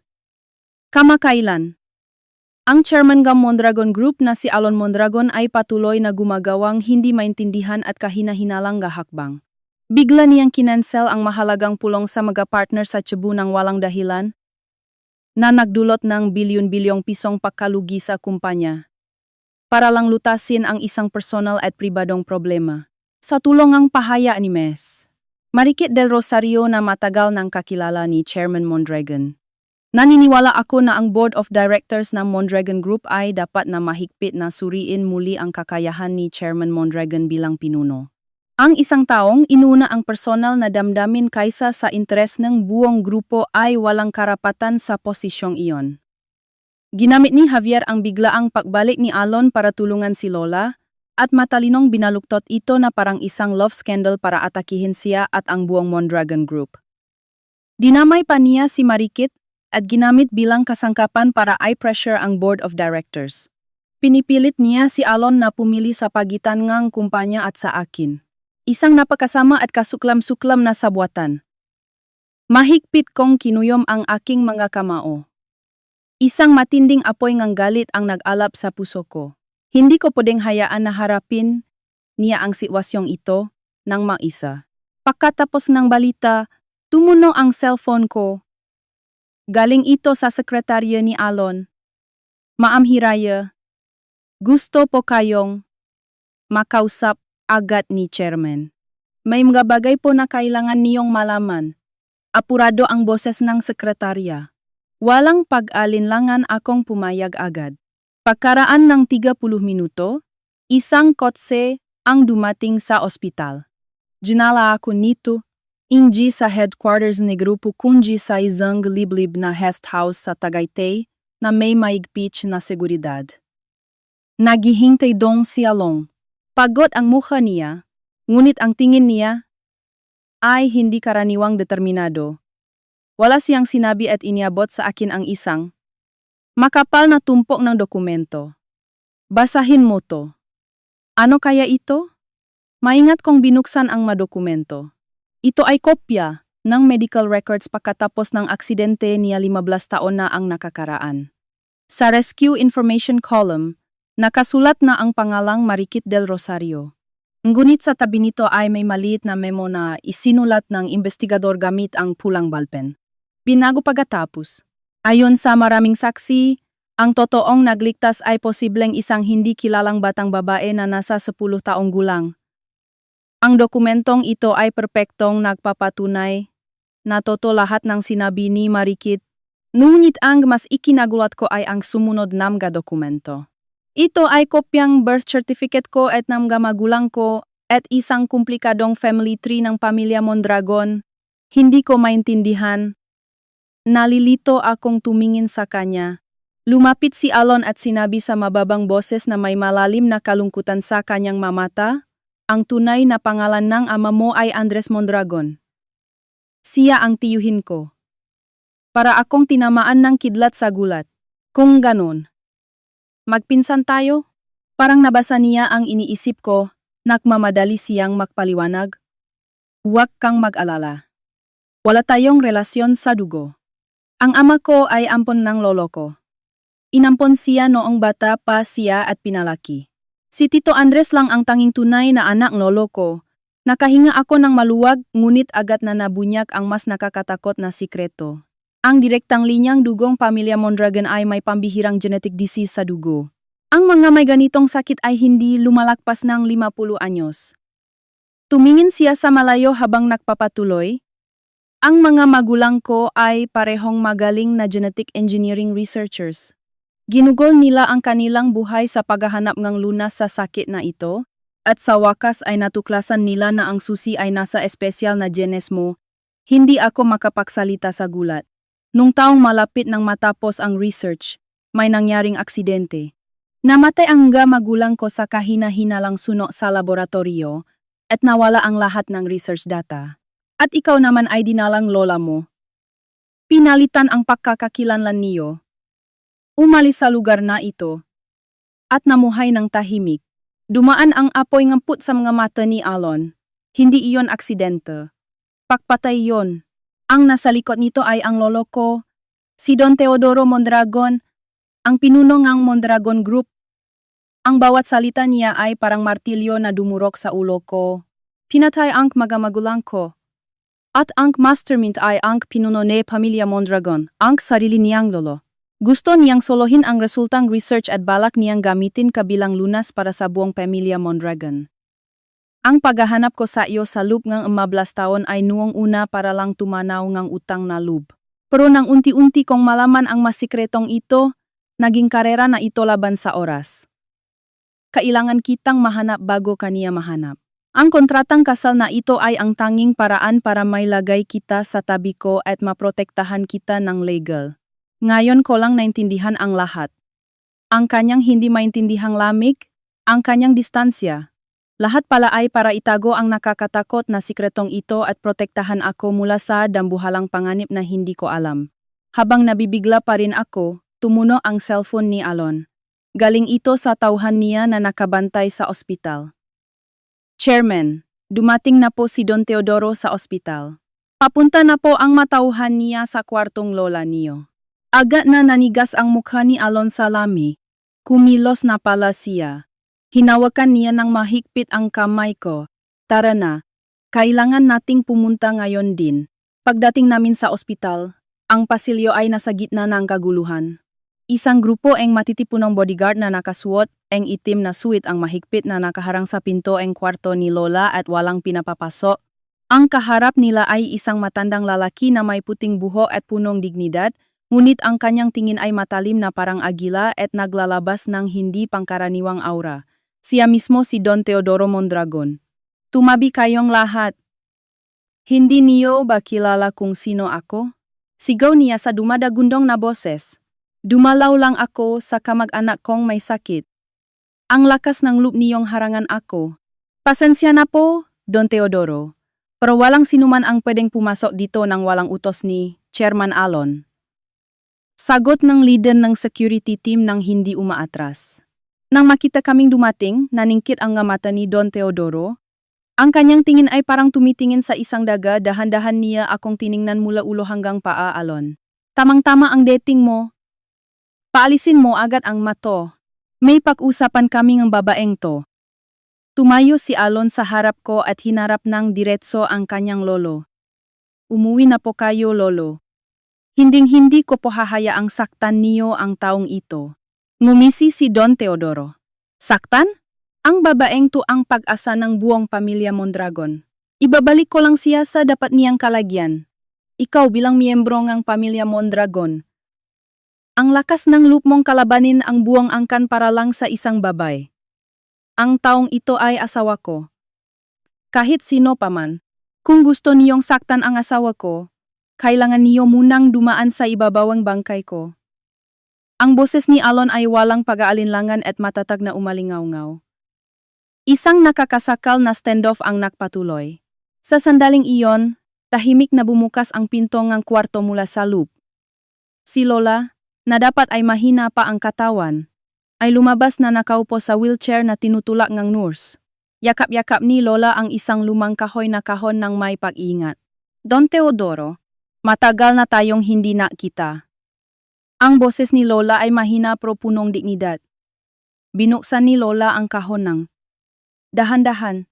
Sa loob nito ay may isang antigong singsing na may selyo signet ring, na may nakaukit na detalyadong disenyong agila. Nang makita ang singsing na iyon, nagbago ang kulay ng mukha ni Don Teodoro. Bakit nasa iyo yan? Dapat na kay Andres yan. Bago maaksidente si Sir Andres, ipinagkatiwala niya ito sa akin, sabi ni Lola sa matalim na tingin, kung sakaling subukan mong saktan ang sarili mong dugo dahil sa kasakiman. Gamitin ko raw ito para tawagin ang manananatiling tapat sa pamilya, Don Teodoro. Akala mo banalin lang mo ang lahat ng tao? Sa sandaling iyon, may ibang grupo nga matao ang lumitaw mula sa makabilang dulo ng pasilyo. Sila ay mga matatandang loyalista ng Pamilya Mondragon. Tahimik silang tumayo sa likod ni Lola at tinitigan si Don Teodoro gamit ang matang puno ng pakabigo. Ganap siyang naisolate. Nang mapagtanto niyang hindi na siya makakagawa ng marahas na hakbang, malamig siyang suminghal, tumalikot at nag-iwan ng nakbabantang salita kay Lola. Hindi pa tapos to, pagkatapos ang komprontasyon sa ospital. Ang sitwasyon ay napunta sa isang pansamantalang ngunit tensyonadong stalemate. Kahit umatras si Don Teodorong isang beses, hindi niya sinukuan ang kanyang masamang plano. Masinigpit ang panyalo ng seguridad namin ni Lola at halos hindi umalis sa tabi namin. Kasabay nito, sinimulan niyang tipunin ang mga tiyak na ebidensya para ibunyag ang mga krimen ni Don Teodoro sa ilalim ng batas. Isa itong karera laban sa oras. Ilang araw ang lumipas, biglang nakipag-ugnayan si Javier Cortez Cayalon. Sinabi niyang may hawak siyang mahalagang impormasyon tungkol sa ilegal na transaksyon ni Don Teodoro sa ibang bansa. At gusto niyang makipakita ng sarilinan para pausapan ang kooperasyon. Kahit alam niyang posibleng patibong ito, napasya si Alon na pumunta sa pulong dahil gusto niyang mapabagsak agad si Don Teodoro dito ka lang sa rest house. Huwag kang alis. Mahigpit ang seguridad dito, kaya huwag kang mag-alala. Bago umalis, tinitigan niya ako sa mata at mahigpit na pinaalalahanan. Sa kaibuturan ng mga mata niya ay may malalim na pagmamahal at bahagyang pagkabalisa. Pagkaalis ni Alon, maya-maya lang, habang nababasa akong libro tungkol sa design sa sala, nakarinig akong kakaibang ingay mula sa labas. Kinabahan ako.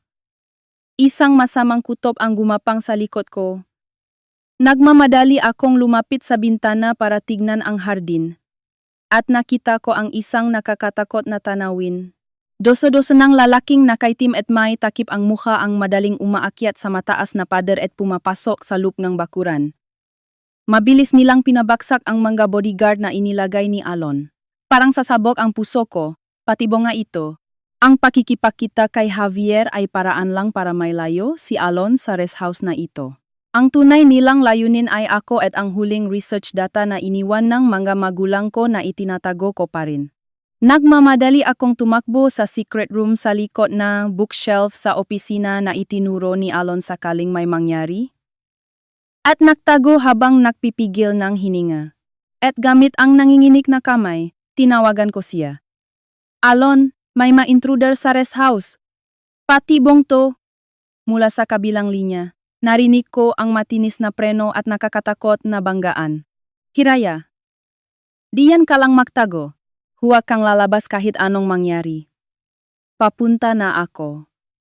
Ang huli niyang apuradong boses. Et naputol ang tawag. Nanginginig ako sa dilim dahil sa matinding takot. Habang nakaupo. Hinahaluhog ng mga intruder ang bahay. At ang kanilang mararahas na yapa at tunog ng pagsira ay papalapit sa secret room na ito. Nang halos mahanap na nila ang nakatagong pinto ng secret room sa sandaling iyon. Ilang putong baril ang umalingaw-ngaw mula sa labas. Dumating ang backup team ni Alon. Nakaroon ng matinding barilan.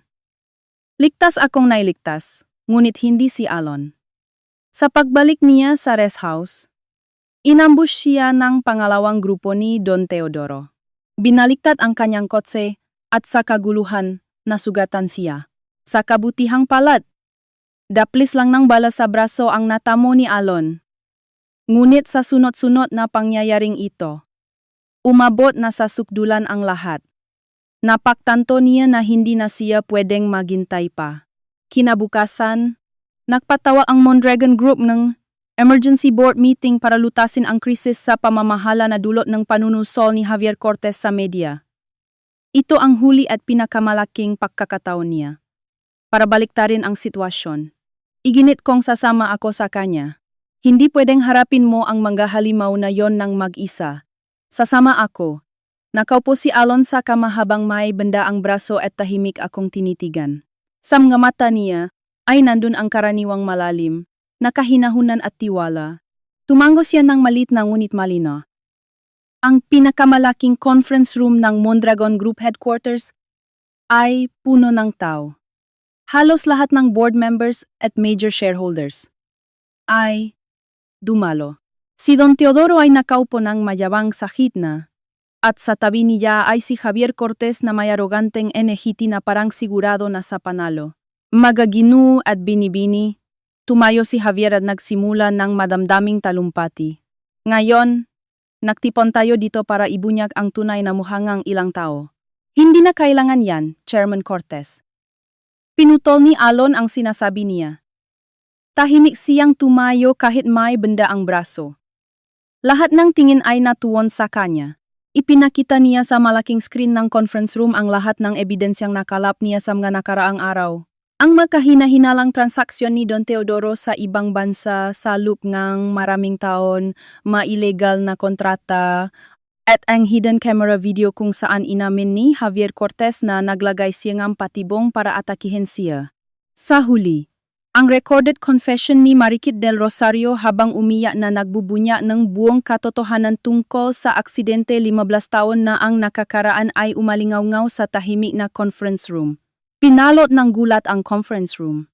Namutla ang mga mukha nina Don Teodoro at Javier Cortez.